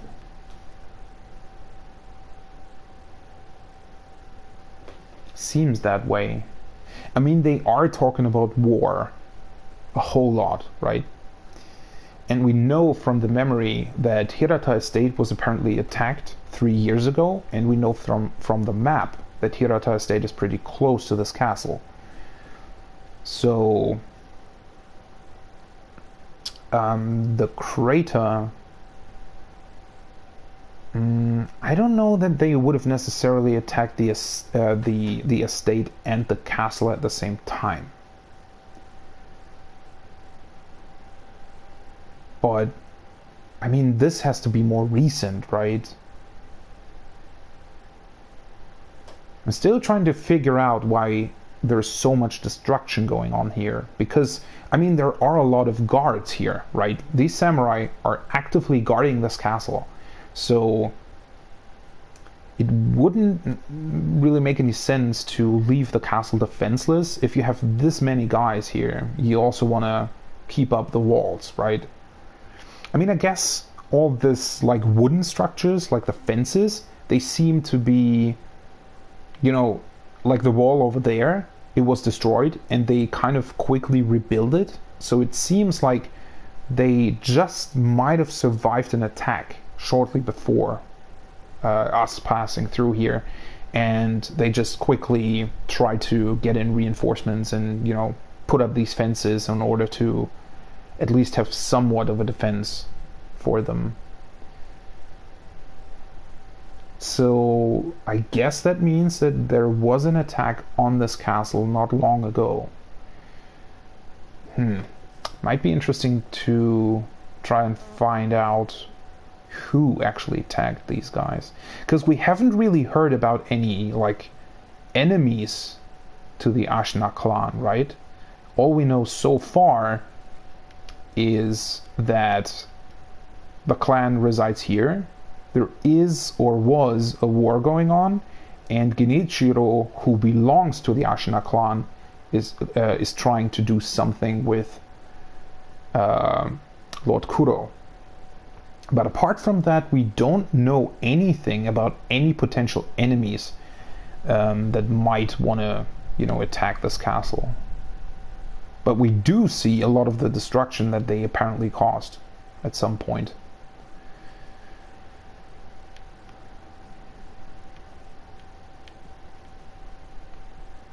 Door. Yeah, I suspected as much. Does not open from this side. Too bad. Wait, this would lead to the mountain cave that I saw, right? Because it opens where the item was in the building. So there has to be a way to get around the whole rock formation, basically, in order to open this gate from the backside.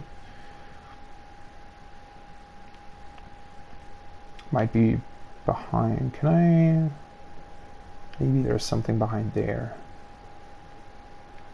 This is really, it's such a big area, right? Being able to then go up to the castle. Is there a dude here? Too many items.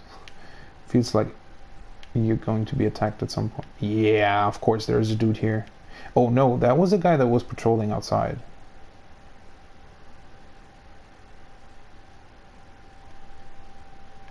He's turning back. A gourd seed! Nice! Definitely need that. This combined with the increased healing effect, probably really great. And then another ceramic shard. Yeah, that's probably to get through this area. So, two guys over here. Then there's one guy over here, and I think that guy is patrolling like the whole upper area, basically. Then there's one small guy down there, the boss guy down there, and the other guy sitting on the wall. I think that's everything in here, right? Is he seeing what? Is the other dude seeing me? So far, the game has been pretty inconsistent with like sight lines and stuff. Now he isn't seeing me. That's a bit unfortunate. I do wish, because you're so mobile and because the enemies are placed in a way where you can actually, you know, attack at least some of them in a like stealth way. It's a bit unfortunate that they made the sidelines a bit stupid from time to time, right? Because I mean, obviously sitting here, everyone should be able to see me. it's incredibly obvious that I'm sitting here, right? So, I don't know. I do wish that they would have done that a bit differently. Wait, what? Who's what?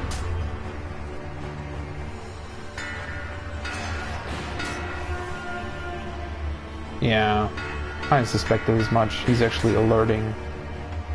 Oh right, I don't have any healing words left. Was that supposed to happen? Because I feel like you would be able to get to this area without alerting anyone. So I can jump down here. Oh. And that seems to be another cave.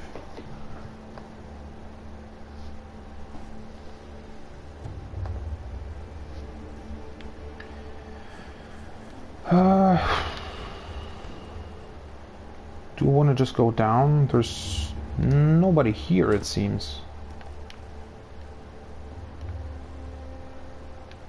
Just that item.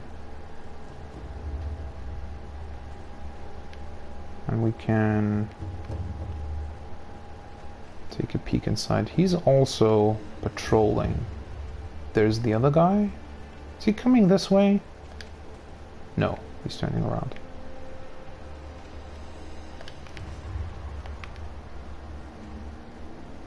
So there are quite a lot of like larger and smaller caves, it seems. Right, so the other dude is here. You can probably kill him from up here. And there's another guy down here in a broken bridge. And another guy over there. Wait, are you supposed to get up there?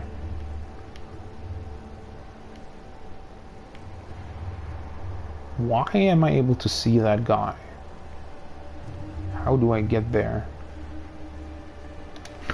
These areas are really big and way less linear than most of the areas in like Bloodborne. Bloodborne has like a lot of different paths, but only ever two at once, I think. Right? So this does seem more open. At least there are like these... There are a lot of areas that you can just see and immediately know that's where I'm gonna go at some point. Whereas in Bloodborne, even though you can see a lot of the areas from other areas, you don't really necessarily think about that you'd be able to get there. And this seems to be another small shrine. Looks really cool. Divine confetti. Confetti imbued with a divine blessing made for driving away apparitions. The paper is made ceremoniously. Is that the way you pronounce that? Ceremoniously, I guess. Whereby pulp is spread thin using water from the exalted fountainhead. So again with the water. So the fountainhead really plays a big role, right? As the gods bless the waters, so too will the confetti bless the one who basks in its touch, allowing attacks to connect with apparition-type enemies. Okay. So these apparitions, I mean that's basically like spirits, right? Are they different from the Undying, or are they Undying? Because I always keep thinking back to the tutorial dude, right? He's definitely like undead, but he's not really what I would call an apparition.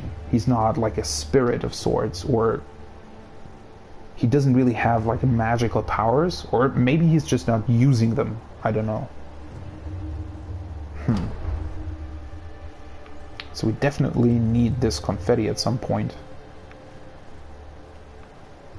I really love it. I just love this like Japanese world design. this shrine. Like the architecture looks so great. Like imagine this just being a place that you could visit right now, right? Just having this vista behind it, and like the small wooden planks that you can walk on, and then yet this really cool small shrine, and you know, it being really quiet in the mountains and the snow silently falling. Just a really beautiful sight. Although you can't look inside, which is interesting. Aren't these like these grated things?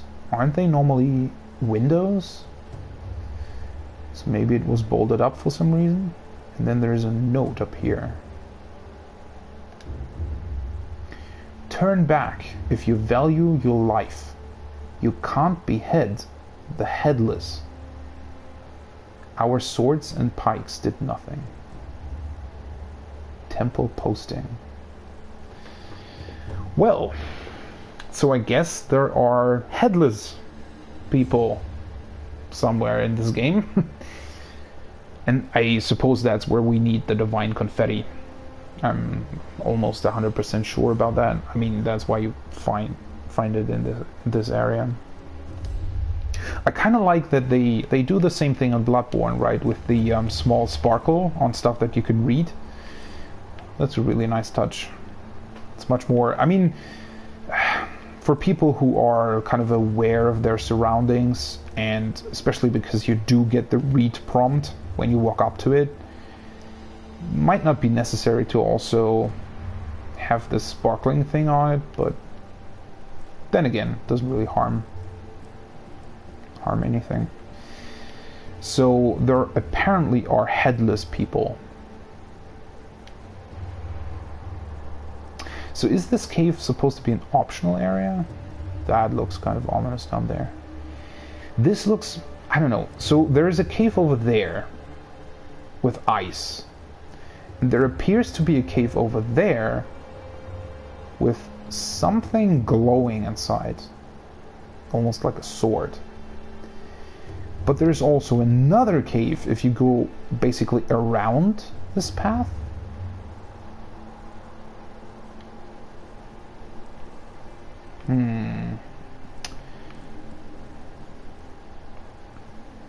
Because I assume that this would also lead back to the door that we found, right? This should loop around in some fashion. But I don't know if I want to try that right now. I mean, all the dudes up here are pretty powerful as way too, though. What am I doing? I definitely need to get back to the dilapidated temple for the healing gourd, but I was kind of hoping to get another sculptor's idol up here. But there is another boss. Let's see. Let's just scout out the area for now. So there are definitely multiple, at least 3 caves and a path that leads around. Then there are these enemies here. Might be able to hit him with a ceramic shard.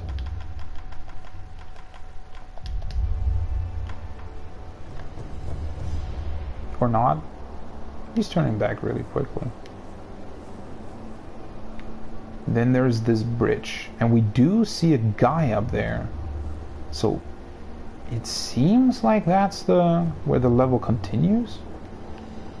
Wait, is there another cave down there? There's ice. Definitely looks like a cave. Oh wait, I don't want to be seen by the guy up there. Ah, shit.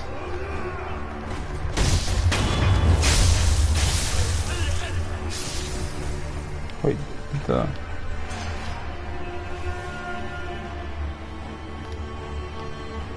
Is there a guy coming around this?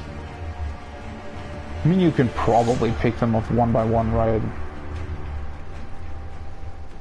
They don't seem to be all that smart, to be honest. Would you be able to go up there, where the 2 trees are? Yeah, Probably not. Doesn't really look like part of the level.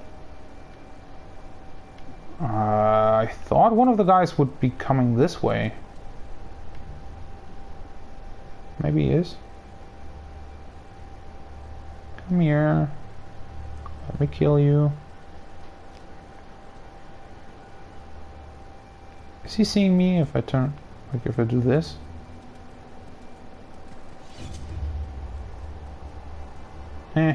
Seems like he doesn't really care. That's the one guy that was shooting me. The other one with the feathers is going all the way back there. And this guy's turning around as well. Wait, did he actually do that patrolling route before?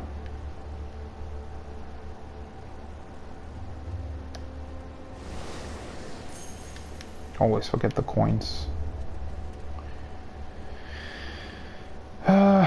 I mean, if I kill one of them, the other one's probably getting alerted.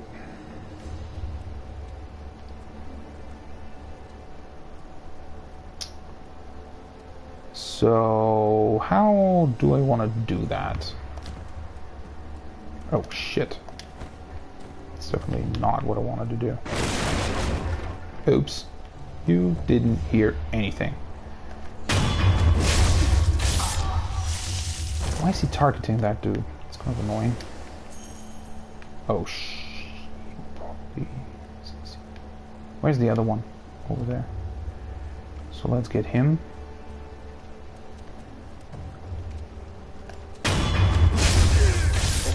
Oh, he saw me. Holy shit! They are sometimes really fast with their attacks. Way too fast for my taste.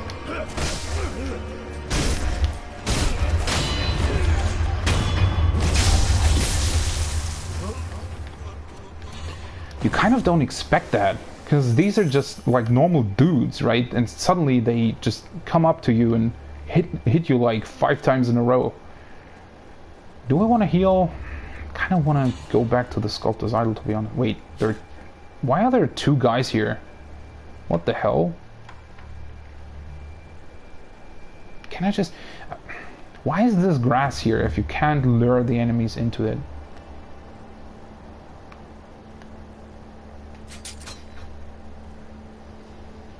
That's unfortunate. Maybe I just went the wrong way. I think... instead of coming up here, you probably want to kill the patrolling guy first in the grass down there. Although, you kind of want to kill him. That's really weird.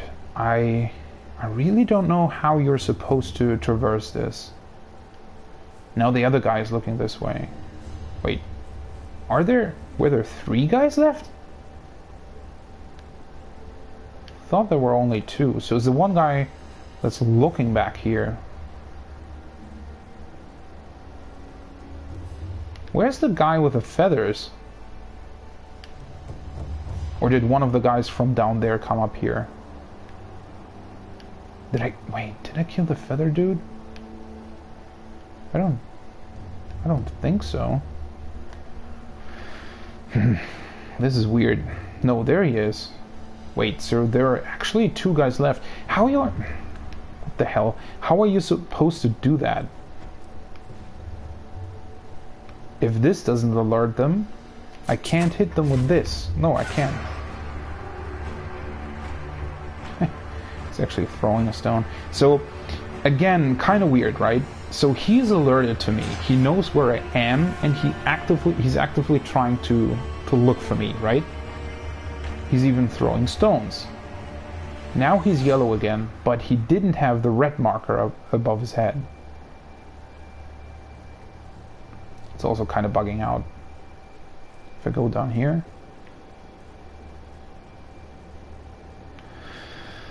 I don't know. It's kind of annoying, to be honest. Oh, now he's turning back. No, he's not turning back. I feel like they should have made this... What the fuck?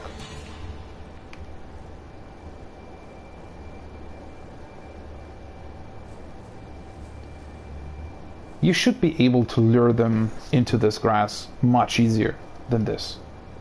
This doesn't make any sense in my opinion. Because it's, like, first of all, it's taking way too many resources to do this. And second of all, I think,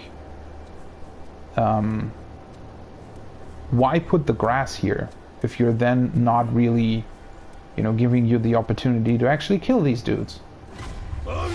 Wait, what the fuck? What? How did he see me?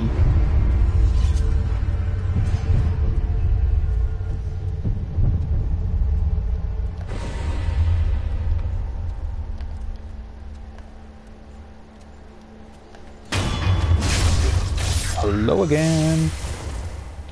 Oh. That just immediately unlocked the second resurrection. That was interesting.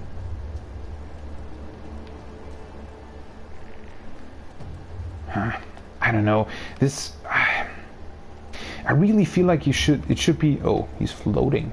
You're floating, my dude. I think his body bugged out. Is there even ragdoll in this game? Don't remember. Yeah, it should be. I think it just bugged out.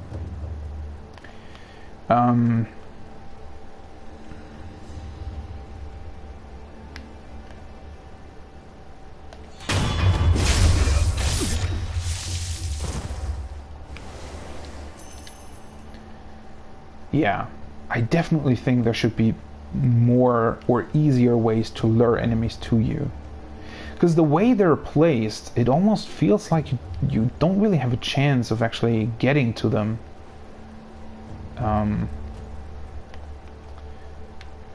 Maybe I'm just not really doing it in the right way, but there should be like a route that you can figure out where you can kill everyone, right?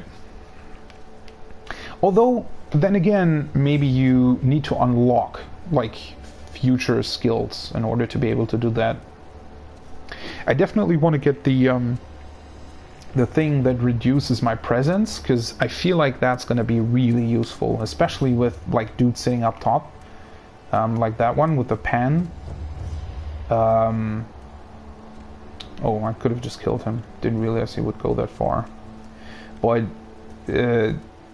because the way that it took, right, by grappling over there, it feels like if my presence was, if I wouldn't be so easily detected, that would probably be like a thing that you can do way easier than I am able to do now. Alright.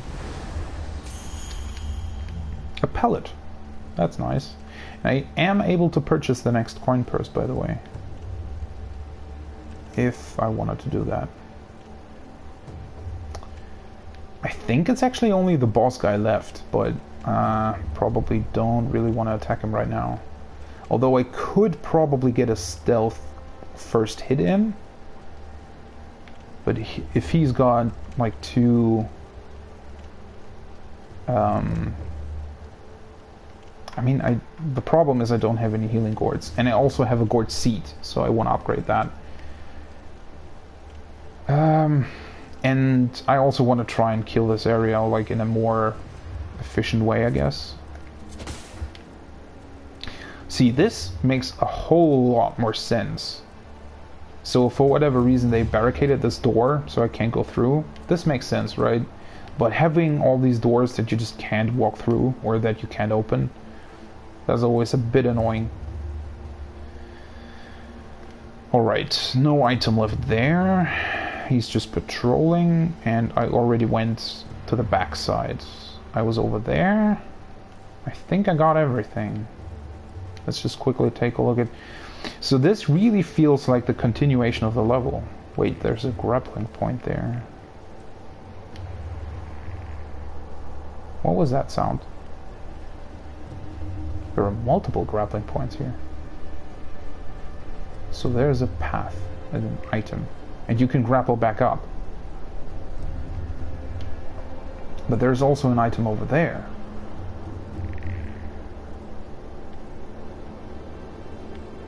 This sound. Is the tree making that sound? Something has the exact same sound that skeletons tend to make in games.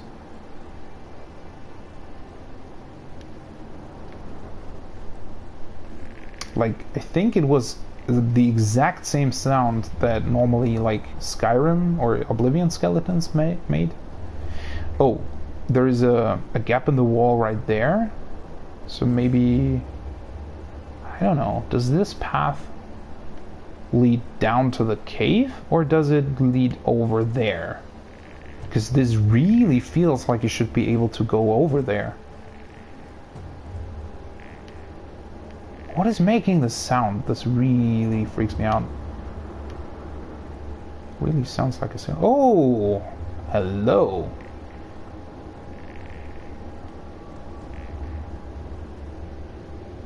What is making that sound? Or is there some kind of like spirit down here that I'm not seeing?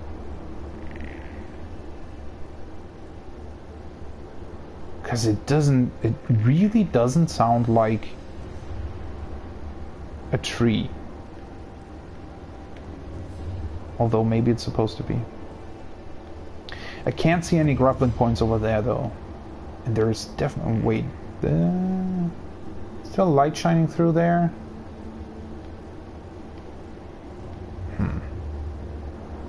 Although maybe the cave is over there, so maybe you go down there and then you have to go back up this way? That might be the way to go. I suppose, right? Kind of looks like it. So you have to go down there, through the cave, maybe? And then you come back up somewhere, and then you go this way. Do I want to do this? I mean, from this sculptor's idol, you can definitely come back up here and kill that dude. So I'm gonna do that, travel back to the dilapidated temple, take a look at if anything's new. Why is there a grappling point on that bridge?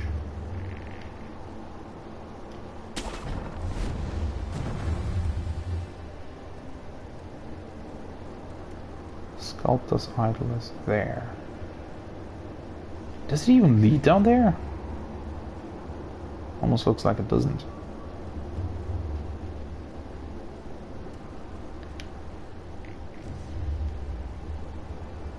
I feel like I'm missing something that is making this weird sound. But it doesn't seem to be the case. Wait. I knew it. There he is. That was the one thing making that noise. I knew it. I didn't actually see him. I tried to look for him the whole time. Where was he? Probably on the beam up there? I mean, it wasn't really a threatening enemy. Kind of expected something more dangerous, but yeah, he was definitely making that sound.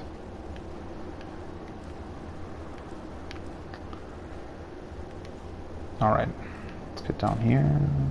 Don't think there's another one of these.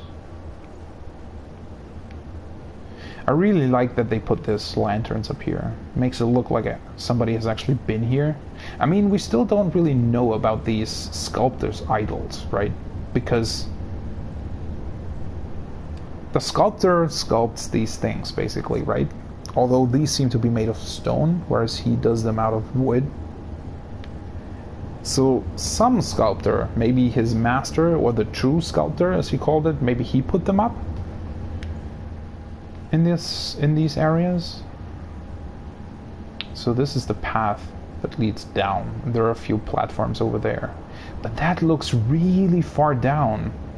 So I wonder whether or not you'd be actually able to get back up here. Or, I mean, there's that cave over there. Maybe that leads back up to this place? It is strange though, but you can definitely grapple back up once you jump down. Sculptor's idol found. 2 prayer beads. So yeah, we should be able to get a 3rd prayer bead once we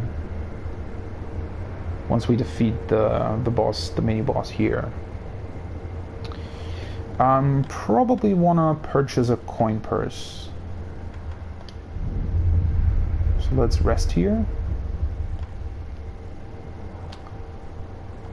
And Underbridge Valley. Underbridge. It's really interesting that all their bridges are destroyed. Like, how? The dudes that I just fought, all the samurais, right? All the people that are there, how did they get there? Because it seems to me like both bridges on both sides of the whole, like, rock formation, basically, are destroyed right now. So either they all have grappling hooks and are going down this valley to wherever it leads, or it just doesn't really make any sense. I mean, I know that I'm looking a bit too far into it, but I don't know. Those are always things that are a bit annoying when you're really trying to look into the... Because, you know, with a lot of games, you just don't really care, right? But with a game that really presents this lore in this way, and that has all these kind of really particular meanings and item descriptions, it's kind of a shame that they then, you know, don't really make a world design that kind of fits with, you know, something like that in mind, you know, that is actually realistic enough to kind of facilitate this lore. Then again, you know, that's probably really difficult. I mean, overall, that's probably one of the most difficult things in game design, I think, is trying to come up with a, like, with an edge to your world or level that actually makes sense, right? Because you don't really want to use invisible walls, but it also becomes, especially at this point where graphics are becoming really, really good, you don't really want to have like level edges that look too realistic almost, because then, you know, you reasonably ask the question, why am I not able to go further, right? I don't know. Sometimes you can just really, you know, do a very obvious solution, like The Witcher 3, for example, just straight up tells you you can't go that way, turn back, and it just turns you back, and that's it. But they make it look like the rest of the world is the same as the world that you can actually traverse. So it looks very realistic, but you just can't go any further if you have reached a certain point. And I don't know, that is feasible, I guess. Certainly better than, you know, just having an invisible wall somewhere, because that's always kind of disappointing.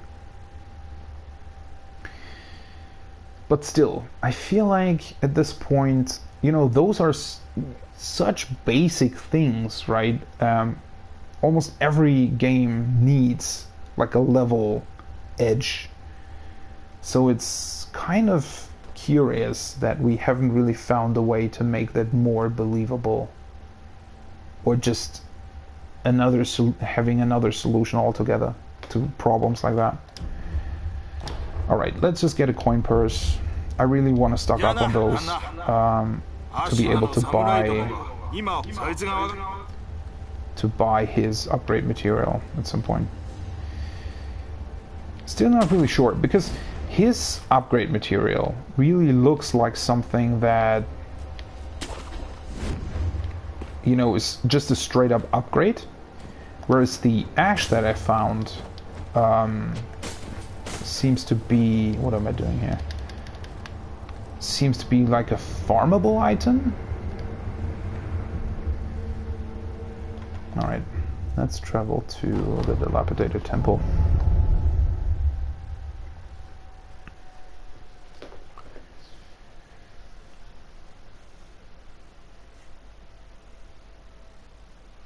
is proof that one who has had dealings with the wolf.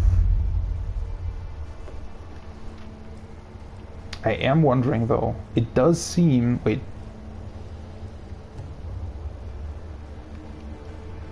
Where is Emma?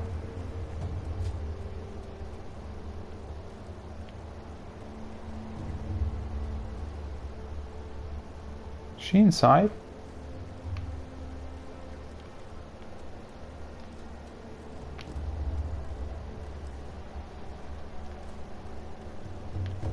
Why isn't she here? Oh. Is she trying to heal him? This is really one of the best things about this game. I barely advanced anything, right? I just found the next sculptor's idol, and still something has changed, right? So they really do want you to come back to this dilapidated temple every time you find a new sculptor's idol. And that's really cool. That really breaks up the sort of game flow, right? Instead of really just going through and trying to fight a boss over and over again, you can always, you know, just visit a place you've already been to, and there's probably something that has changed about it. That's really cool. I mean, I know I keep repeating myself, but it just is. Ugh. 流害の調べのため、物資殿が吐いた血の塊をいただいていたのです。血の塊？はい。咳とともに出たものです。血の色がわずかによどんでいるような。しかし、これだけでは定かには。できることはあるか。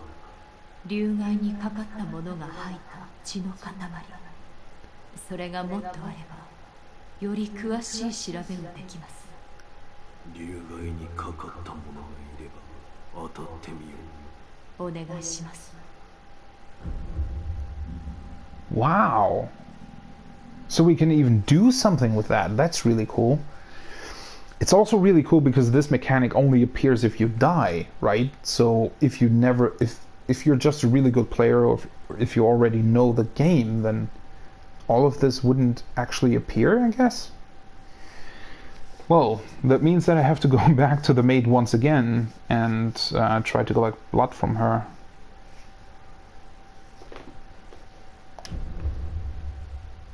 Yes. She doesn't actually comment on that anymore, I guess. Alright, are you saying something? Okay, yeah.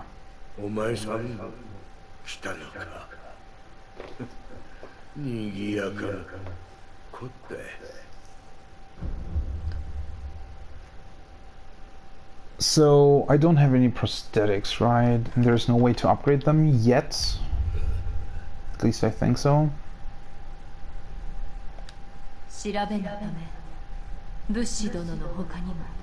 Blood samples.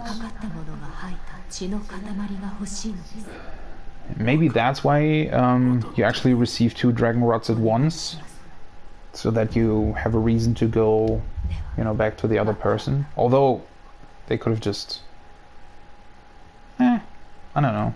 Makes sense from a narrative standpoint anyway.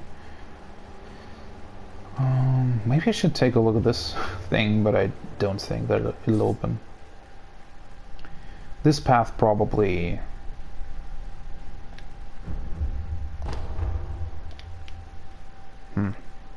has to be a shortcut for much later on. So, we do have 3 uses of the healing gourd, which is really important.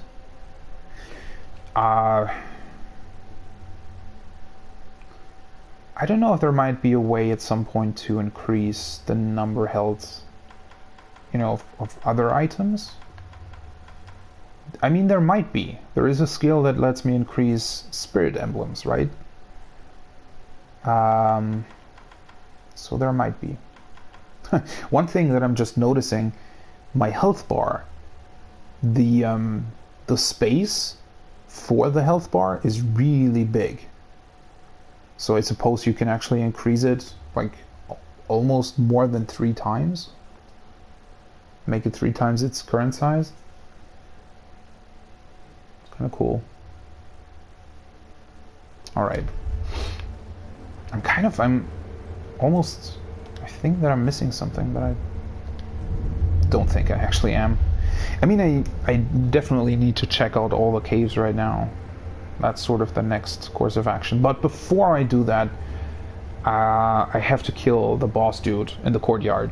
Courtyard, by the way, that was the word that I was looking for a couple minutes ago when I said, wait, what did I say? No, I called it yard, right?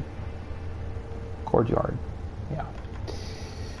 Don't have any sen left, and I also wanna... I definitely want to get another skill point. 2, actually. So let's head back to the gate path and talk to the maid once again.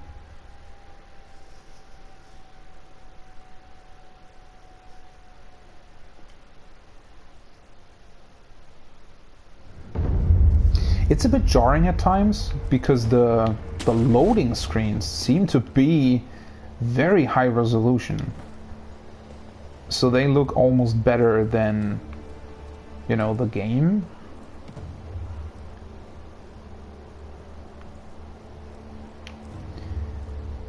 I probably want to start with him first, right?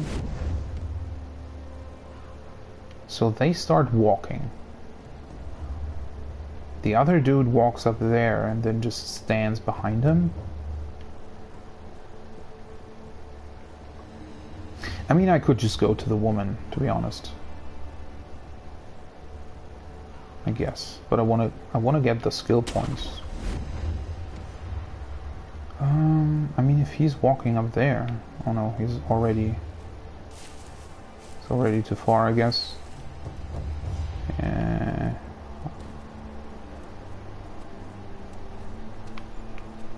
Yeah, it's unfortunate.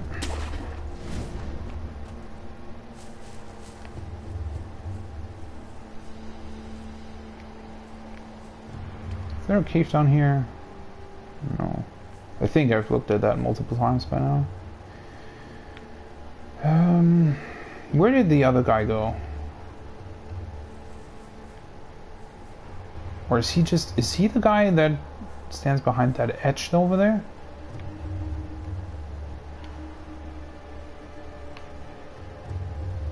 Still don't really know.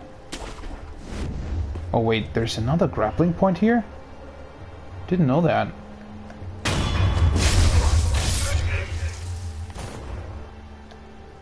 You haven't seen anything. So last time, I actually alerted like multiple people at once. Kind of want to try and avoid that this time. Yeah, these guys. So there are 3 guys running patrol. Are they always doing that?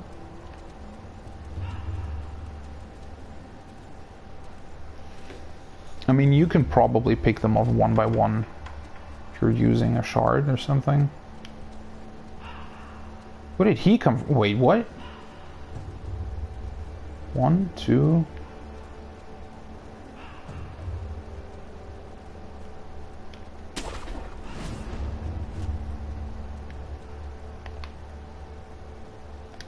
One of them is kind of trailing behind, it feels like.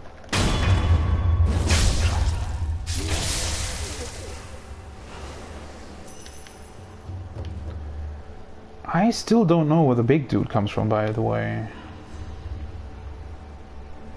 Are they alerted to my presence if I kill the others? Still haven't really... Oh, there he is! So the big dude just lurks behind that corner over there. Here, basically. So you would have to go back here in order to kill him silently, I guess.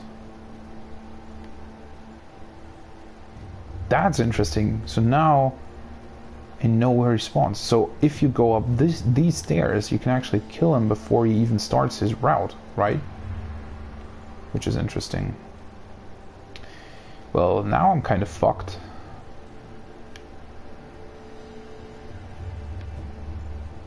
Do you think they see me? I mean, if these two aren't, then they shouldn't either.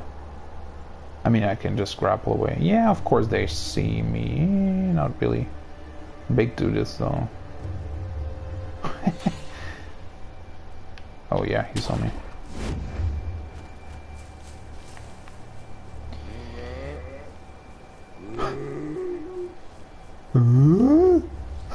It's a really weird sound. Nice one.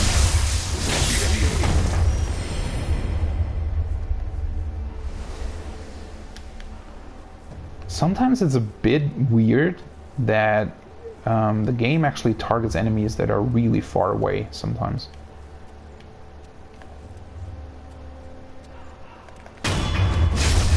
That was the guy that was trailing behind.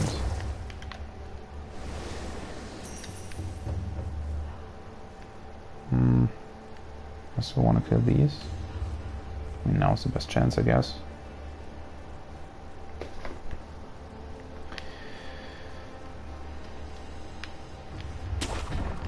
Let's just do it the way I always do it.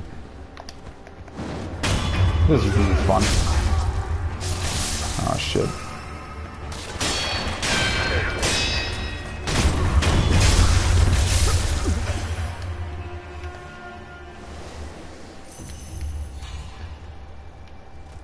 So one dude saw me?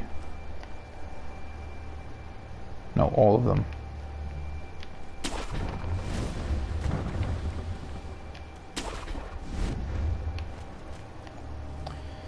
I mean, they aren't really smart, right? But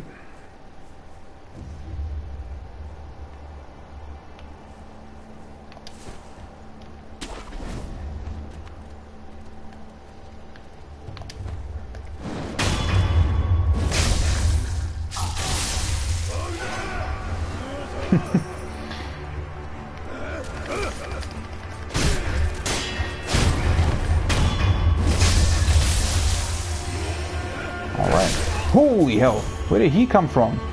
Why didn't he have an... I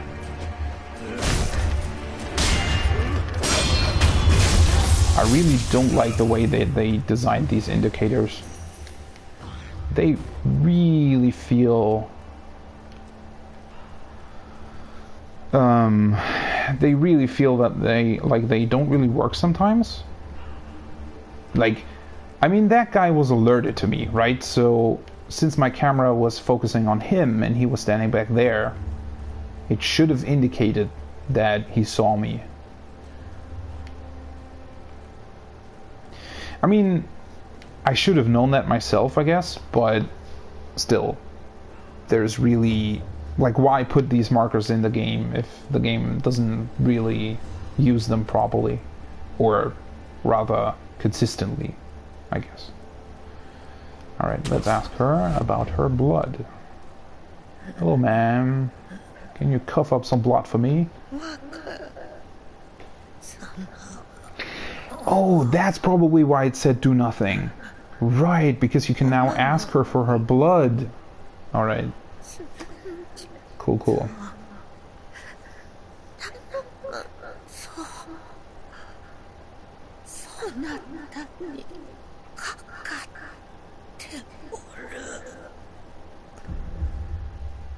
Take coughed up blood sample. Holy hell. Dragonrot blood sample. Ugh. Holy shit, that looks disgusting.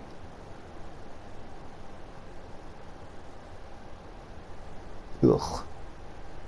Blood sample of a Dragonrot victim contains stagnated blood. Emma can use this to find a cure for Dragonrot.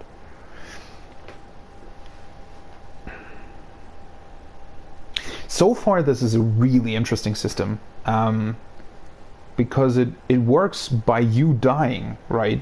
You die, people become infected by Dragonrot, and then you can find, or you can gather these blood samples to find a cure.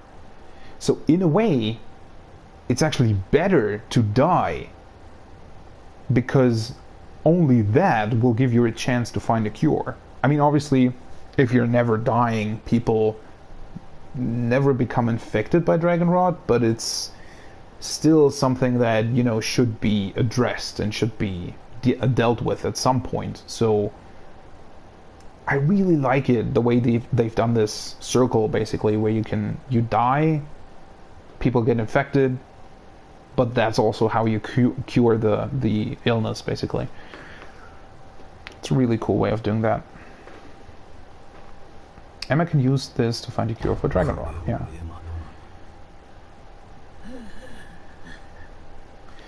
And I'm somewhat close to a skill point. If I kill a couple more enemies right here.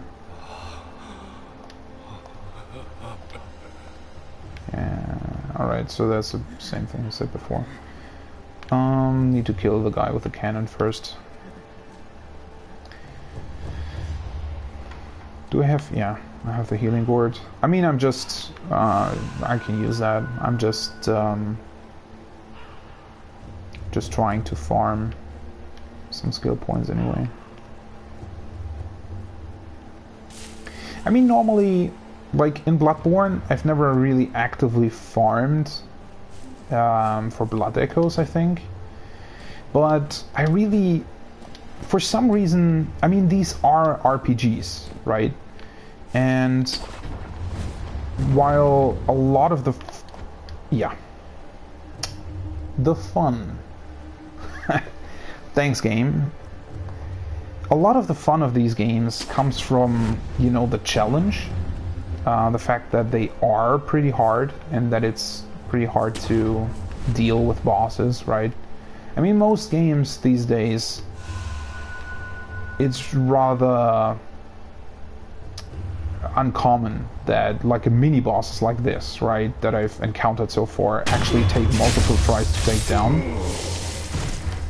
And that mainly comes from, you know, not having as many resources available to you. Like most other games, they don't even limit your healing or something like that, right? And in this game, it's not only limited healing, but you also have a very limited health pool. So it's not even the enemies aren't that hard, right? Like mechanics wise and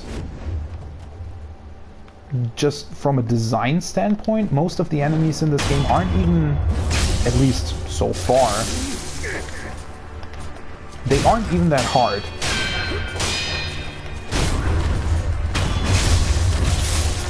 But just by the fact that they limit your resources, the game is much harder than most other games.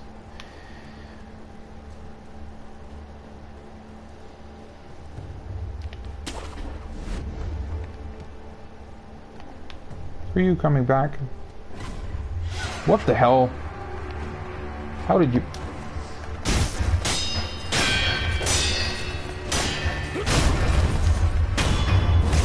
This is really cool, by the way. I'm kind of overusing the word this is really cool, or the words in this game, but it really is just the way that the swords cling and clang when you fight someone and when you actually properly deflect their attacks. Really incredible sound design. And it's also something that was, I wouldn't really say bothering me about the game, but that was unusual, I think is the right word, is fighting sounds, especially death blows. You know, when you're insta-killing enemies, and also the sword clashes are much louder than a lot of the other sounds the game makes, right? Which is a really interesting choice, and it was definitely done on purpose. So it feels, I think it's just that it feels way more impactful to do these things, right? Alright, let's get another coin purse.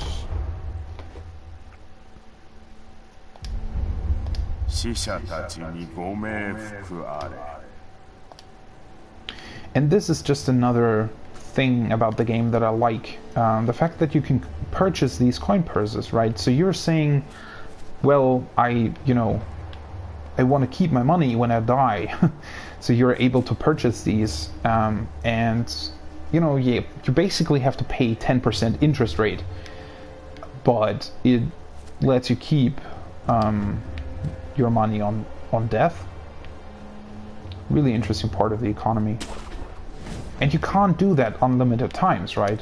That's what makes it interesting. Again, limiting your resources. So you have to... You can only do that to a certain extent, and then you... The rest you basically have to acquire all at once.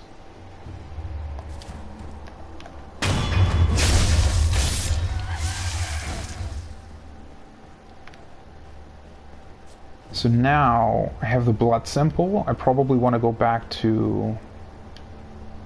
I want to go back to the dilapidated temple and give Emma the blood sample. But first, I want to try and clear out enemies in order to... He actually saw that. It's interesting. I want to get the second skill point. Oh, he fell down. Poor doggy. Want to get the second skill point in order to be able to purchase the stealth skill.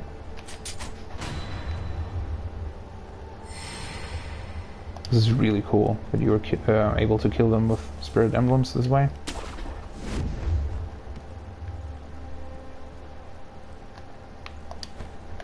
Probably want to kill you first.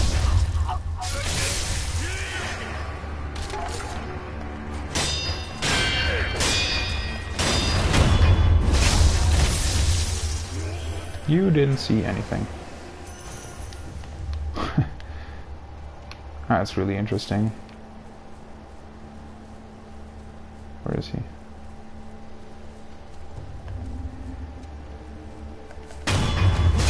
And, by the way, another thing that is incredibly designed as a where the what I mean is where the game design and level design really shines is the placement of the sculptor's idols. So, you know, different to Bloodborne, where the lamps or the lanterns are only placed at the beginning of a level, here sculptor's idols are spread throughout the level.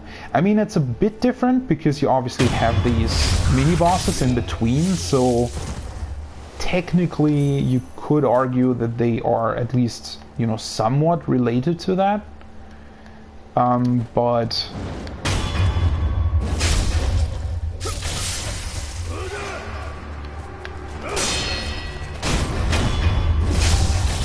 overall these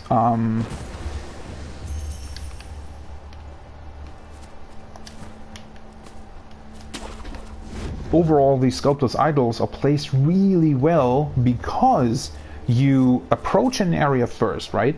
And you kind of try to get your path through a level and find out, you know, what's the most efficient way or the easiest way to sneak up on the enemies that are placed throughout the level. And then you're basically, I mean, I said this multiple times as well, the game really, you know, has this, you know, this idea, or it rather pushes you to go back through the levels, right, and try to find new things and also get new dialogue from the NPCs. But the way they've actually placed these sculptor's idols makes it so that going backwards through a level rather than approaching it from the front, basically, is easier, because you suddenly have all these other paths that are laid out for you that make it easier to, you know, find your way through the level and find possibilities to kill enemies, right? And you're also really rewarded for doing stealth kills, because they're an insta-kill every time. It's just a really, really cool level design. Why am I going this way? All the enemies are dead. I can just go this way.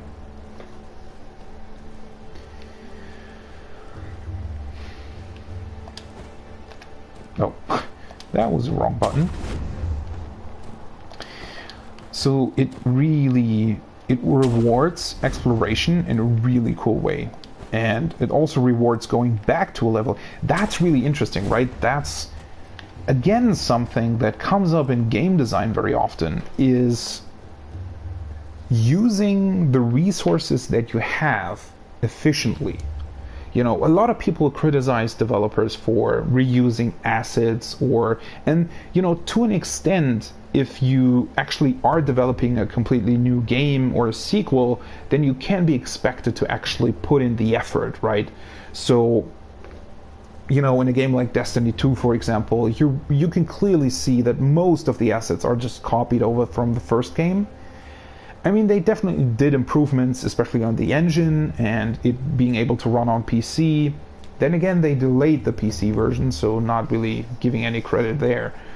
But, you know, using your resources efficiently and knowing how to basically use resources multiple times, getting people to traverse your levels multiple times, you know, that's game design that makes it worth to actually put in the effort to design a really cool level. If the player is forced, or at least not really forced, but if he's pushed towards going through a level multiple times, then it's really worth it to put in the effort to design that level, you know, just in a really detailed way.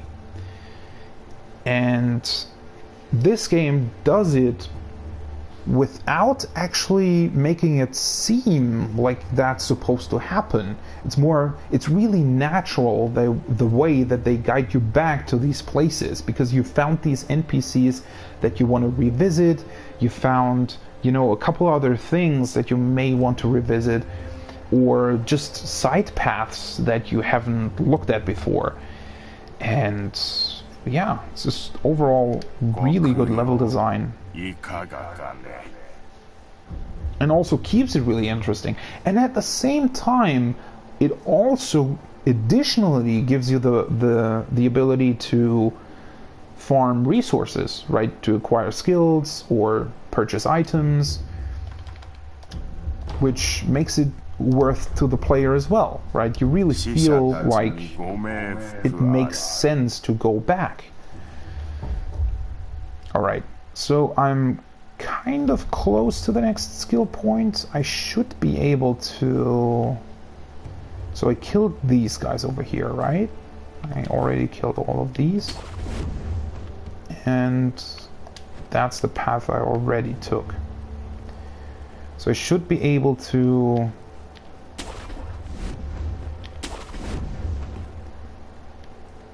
find some more enemies up ahead. I mean, I could just respawn a bunch of enemies, I guess. That would also be an option. I can just kill these two dudes over there, and then...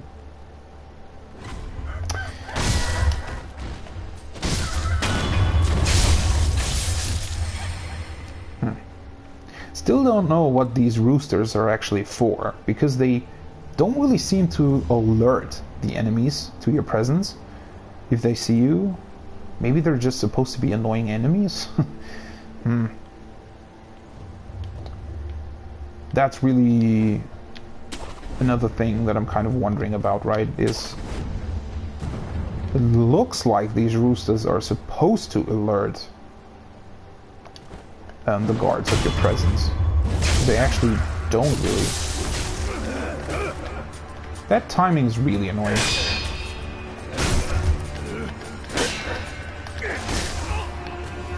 Alright, so that was too much L1 spam.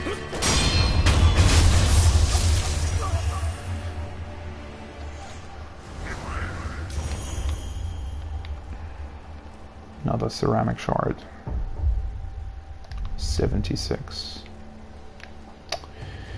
I could just respawn these two guys, I guess. Feels, I don't know, feels a bit cheaty, but then again, the game allows you to do it, so why not do it? I mean, that's sort of the whole point about the resting system, right? Is that it allows you to actually farm these enemies. Although I do wonder, I think in Dark Souls 2, like, again, I haven't played Dark Souls so far, but I know some stuff about it. I mean, it's been out for a really long time, right?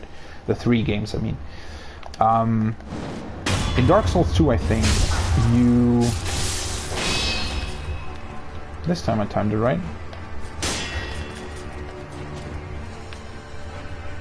Where are you going?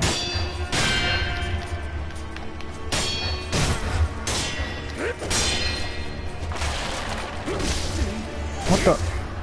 Almost seemed like running into these stacks of woods stunned me or something. Wait, did they give less skill points than before?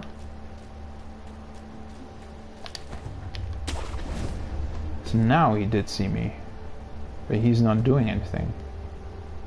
See, that's what I'm really wondering. So he did see something. Why isn't he trying to alert enemies? That's kind of a weird thing.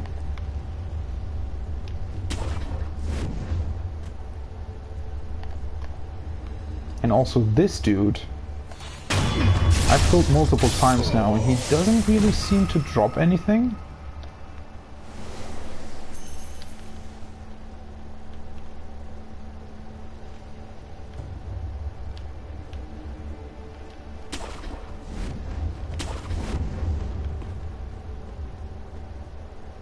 I don't know. I really don't get these roosters.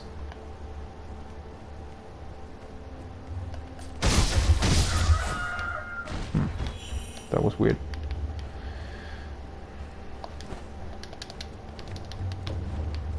Wait, what?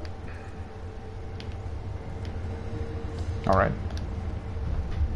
So, let's get this one. Increases the... Oh, no, not this one. This one!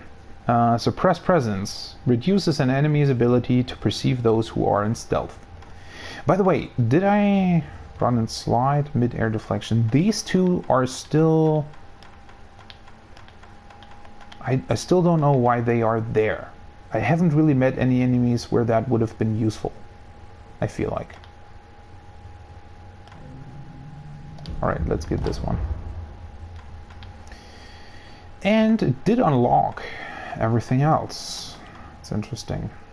Breath of Life. Light. That costs 5 skill points. Recovers vitality upon performing a successful death blow. Death blows provide shinobi with an opportunity to breathe. A shinobi can calm the body and mind through measured breathing even while killing. Doing so allows one to continue killing unabated. Wow. That's a really useful skill. And it even comes after this one, right? So if I unlock this one, I should be able to purchase this one. So that's probably the next thing that I want to do, because that's really useful. Because if you mess up, like that's one of the things in these games, right? That's giving you the most trouble, is messing up on really easy enemies and then not having like healing for the boss you're actually trying to fight. So being able to recover health simply by killing people, that's really cool. That's really, really good. Shinobi's Karma Mind. Oh, this is body and this is mind. Increases the maximum number of Spirit Emblems held. Wait, what's the difference here? Shinobi who have killed many must bear the physical toll of those sins. Shinobi who have killed many must carry the burden of their sins in their hearts. Okay. Why is the text different? Like the... what's it called? The line break is after off here and after spirit here. How does that work? Shouldn't it be just one block of text? Mid-air combat arts. Acquires the shinobi martial art, mid-air combat art. Allows one to perform combat arts while in mid-air. Allows one to use combat arts after jumping too close with an enemy. Wait, what? Allows one to use combat arts after jumping too close with an enemy. What is that sentence?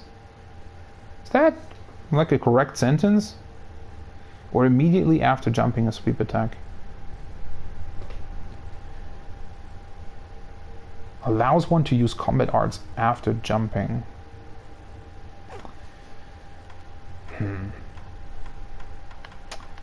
It is very interesting that for some reason there are these mid-air skills.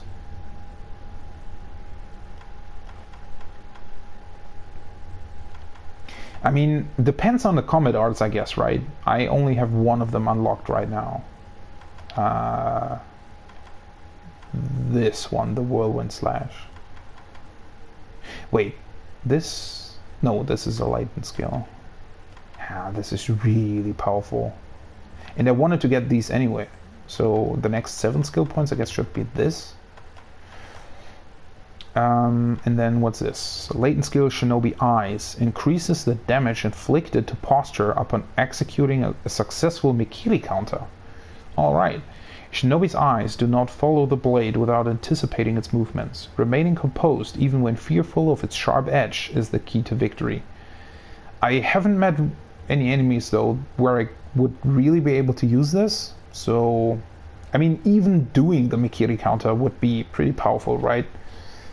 So, increasing posture damage doesn't necessarily seem like a thing you necessarily need. Although, again, there's something here. It's a combat art. That's what it says. And you, like, at some point you probably want to, because, I mean, in theory, you're probably able to farm unlimited skill points, right? I mean, if I wanted to, it would probably take a really long time, but if I wanted to, I could theoretically unlock all these skills right now. Right? So, yeah, at some point you probably unlock everything. It's just a matter of selecting the ones that you need most first. Suppress sound. A latent skill that suppresses movement noise by inhibiting an enemy's ability to hear it. Moving in silence is part of what defines a shinobi, so this is probably also really useful.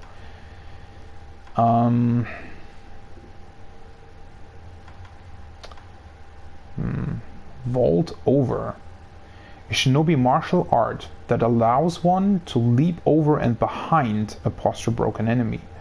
This martial arts technique allows the use of backstab death blows in the middle of battle, even without using stealth. What?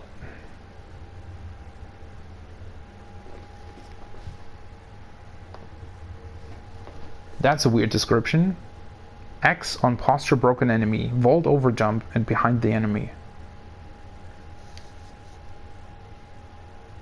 I think I'm not understanding this correctly. So because a posture broken enemy would always be a death blow, right? So I think what this means is that you can basically do a death blow and then immediately attack again from behind. So instead of doing just a normal death blow, you're able to do another one right away? Is that what it says? Allows the use of backstab death blows in the middle of battle, even without using stealth.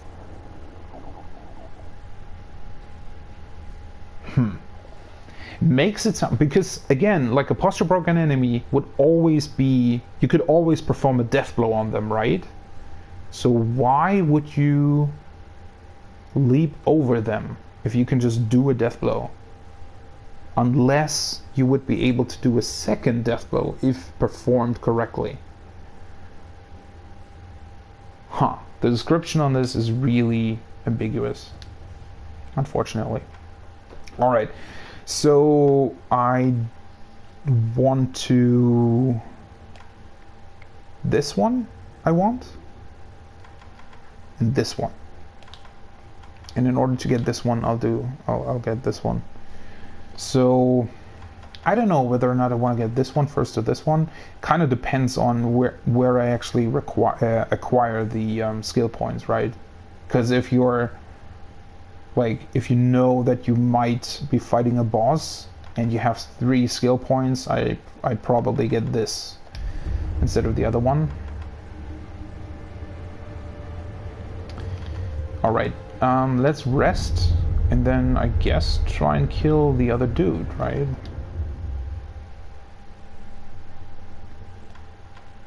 Where is still a Hirata estate? After killing, like, the sculptor's idol that I found now in the Underbridge Valley, before going there I could take a look at the Hirata estate, right? I don't know what the best course of action would be, because the valley really feels like another area, right? That's definitely the end of the outskirts part of the whole thing.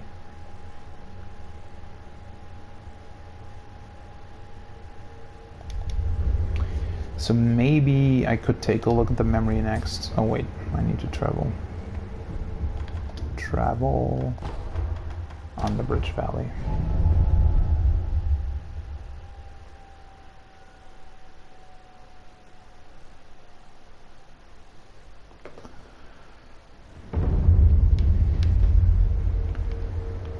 Is the gecko back? Yeah, he is. That sound though. So he's hanging under the bridge. Because I was wondering why I didn't see him from up here, right? If he would have been on the beam, although I can't really look at the beam from the side. Yeah, but that's definitely something. Alright, so I want to kill this dude up here first. Again, like, this is really cool that now that I found this other sculptor's idol, it's really easy to just go up here and kill him. The only thing that I have to look out for is whether or not somebody else sees me doing that. Like that guy over there. I guess he didn't really see it. This is kind of hard though, right? Having all these enemies here and then the big dude in the middle.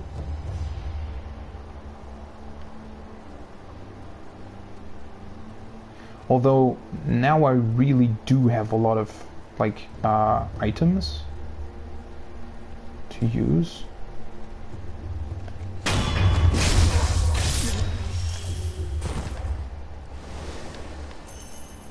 Wait.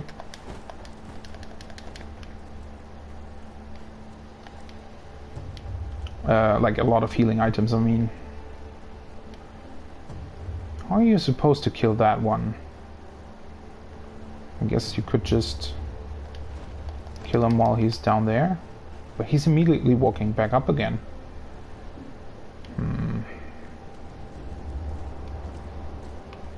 I mean, these dudes are fairly easy, I think. Oh, the other dude is here as well. He's also going that way, right?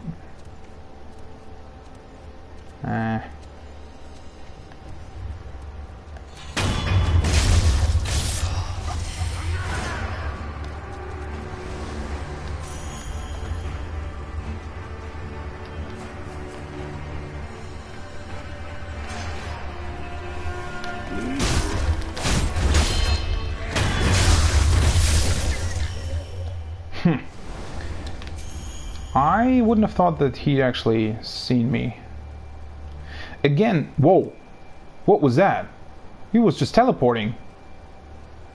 Well, that's a skill I didn't expect from you, and it's not a skill I think you should be able to have normally. Why did he just teleport? That was weird. But again, like the guy who actually saw me, I think it's supposed to work in a way where basically the red marks only appear like once. You know, once they've actually been alerted. And then after that they just disappear again. But still, it's kind of weird that they...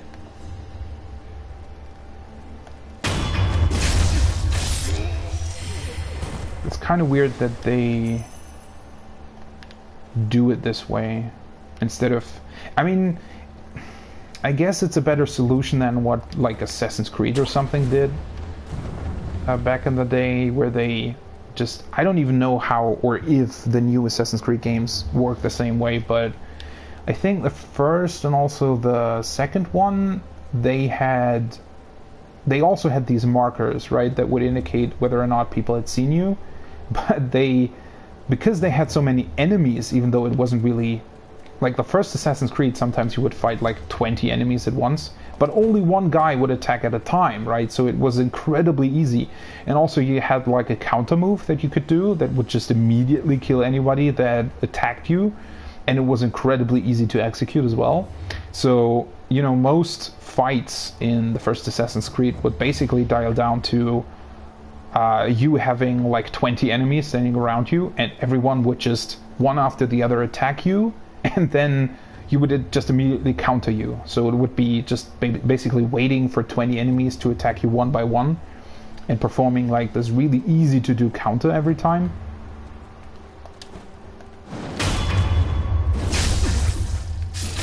Yes, that's Assassin's Creed for you, right? I mean, that's why I stopped playing these games, because they were incredibly boring. I kind of have a feeling that he starts to move once I go down there.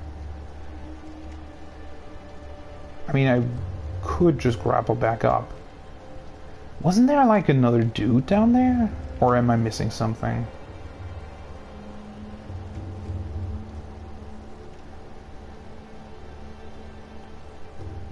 I mean, it kind of feels like I should be able to pretty easily kill him.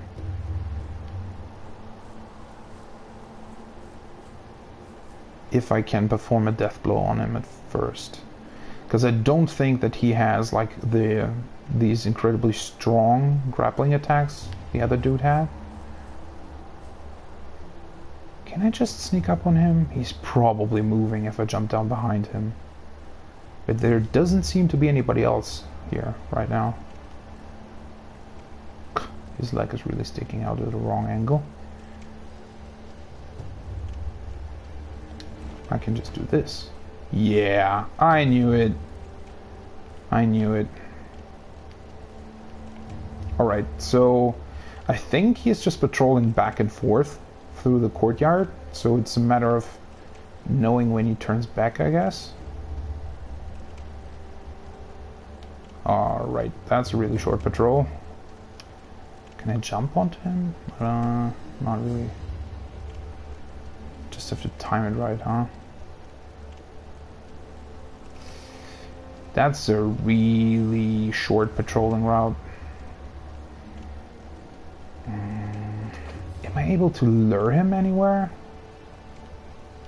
I don't think that he would be susceptible to just throwing shards. I need to look at my items. Probably don't need the shards. Might want to use the ash though. And also, the sugar would be really good against him, I guess. So let's keep these. The offensive one might not be so useful. Let's try these ones. Probably the sugar first, just to be sure.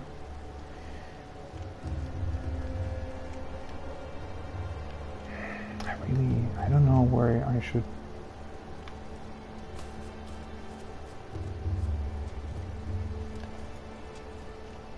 Alright. That was easier than I thought. Tenzin Yamauchi.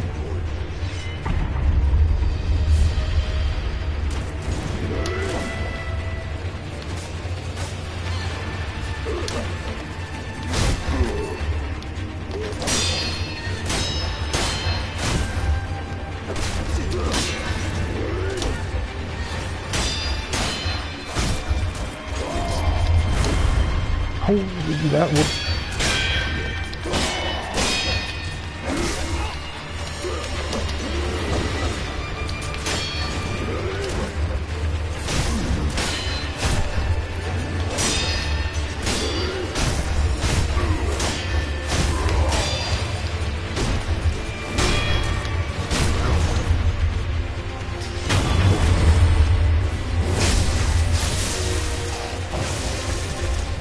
That was easy.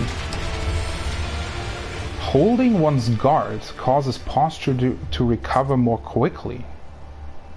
Oh. Why is the game just telling me now about this? Yeah, that was kind of easy. That was really easy, by the way. I mean, I did get the first death blow by stealthing up on him, but that was much easier than I expected.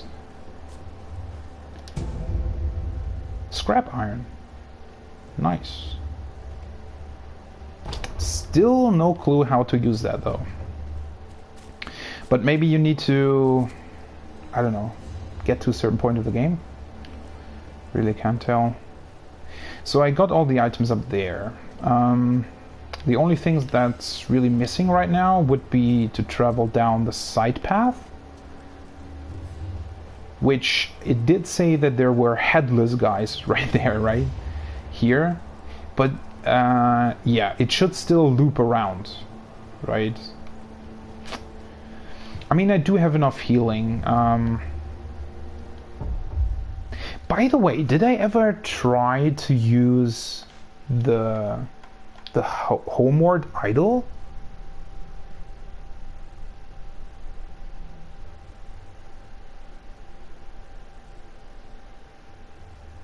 Because it doesn't say that you lose anything if you use it. So you should just be able to use it. There shouldn't actually be any any downside to this. Something that's still strange to me, because it feels like I've completed the outskirts right now, right? But the merchant still wants information on what the guards want. But apparently, you can't really eavesdrop on anyone here. So am I actually supposed to gather information way further up ahead?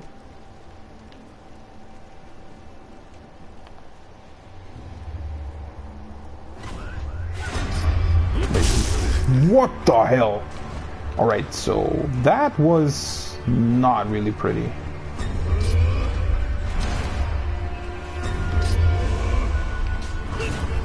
I think that just flips sometimes. That was weird. I mean, it's just cloth, right? So it would make sense that it goes through it, but I didn't really expect it, to be honest. Hello, I killed your buddy first this time.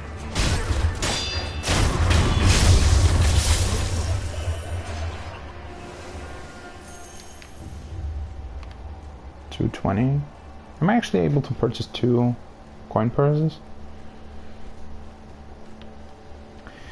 I guess. I mean, I don't think that I overlooked anybody I can eavesdrop on in this area, so I'm pretty sure that it's just some other area up ahead.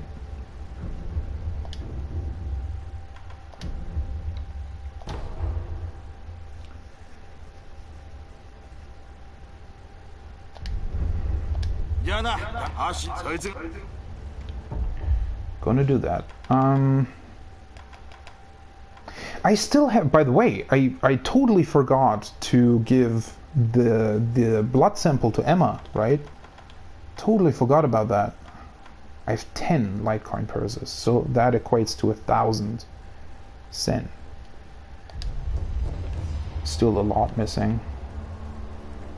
By the way, this memory, that's the same, right?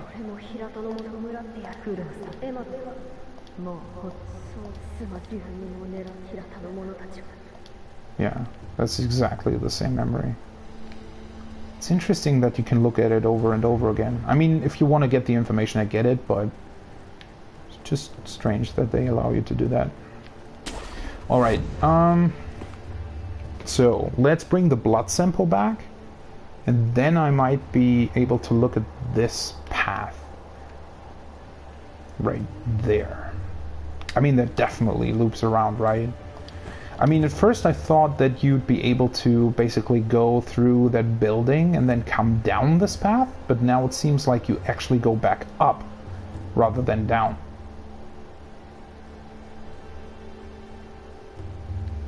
Although, wait, you have to travel like through a cave or something? Definitely gonna take a look at that.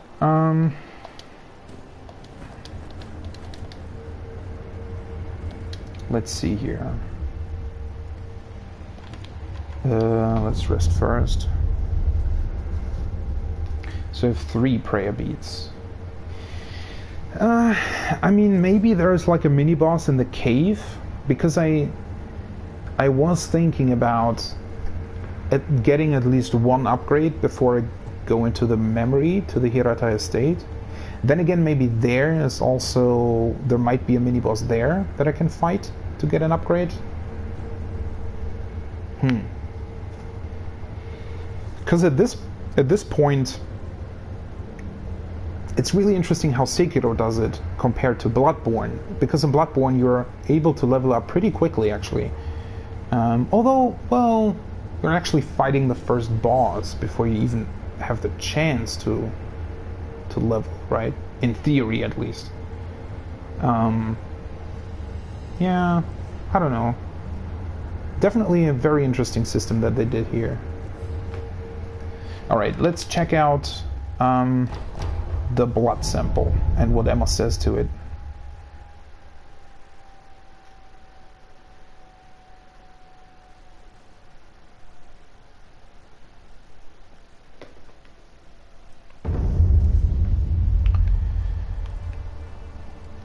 Alright, she's standing outside again. Kind of a good sign, I think, I hope. Give Dragonrot blood sample.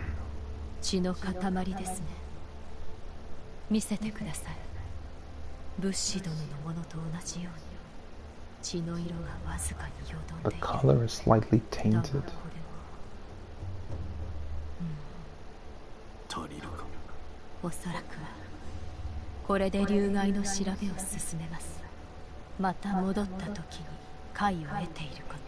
Oh. Well, that's a pretty bold claim.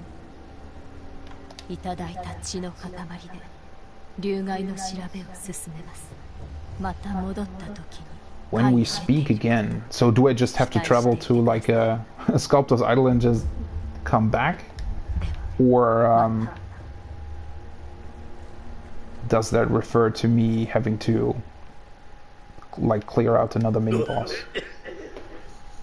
He's still coughing.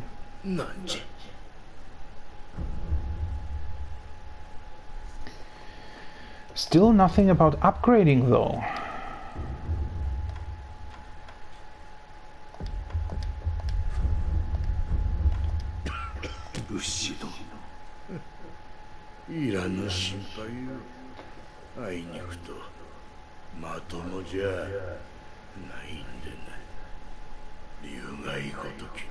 No mere Dragonrot will kill me.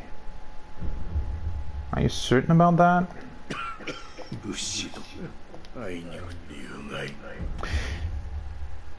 Also, interesting side note, we can't actually talk about the other topics that we were able to talk about before. I mean, we already talked about them, obviously, at the beginning of the game, but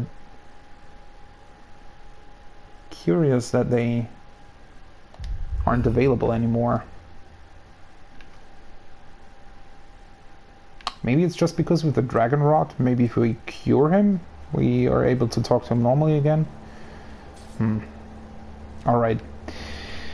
So, I guess this is it for me right now here, because I actually want to grab some lunch. So, thanks for watching, I guess, for everybody that has been. I'm not quite sure what I'll be checking out next time. Probably the cave, where it said that the headless guy was dwelling. Because I really want to see if the path actually loops around and if you can get back to the door that we found inside the like gatehouse. Maybe we can even like fight against the headless guy, although I suspect you probably need the confetti to do that, and I only have one of these. So I don't know if I want to really try that. Then again, if it's a mini-boss, I might be able to obtain another prayer bead before going down into the valley, which would mean that I would probably start Hirata Estate. I'm not really sure about that. I mean, I could probably just take a look at the valley, although then again, you know, if you take a look at the next area, you probably, you know, you want to play through it. I don't know how big Hirata Estate is, right? I don't know how big these memories are. But if you can get an attack upgrade, I mean, that's really powerful. I mean, if there... I should probably take a look at the if there's a mini-boss in the Hirata Estate memory. Because if there is, I can upgrade my vitality and then finish the memory in order to upgrade my attack power. That would be really useful, and then I could go back to the valley. But yeah, again, I'm gonna take a look at that next time. So let me actually close out the game, and thank you again if you have been watching. See you next time.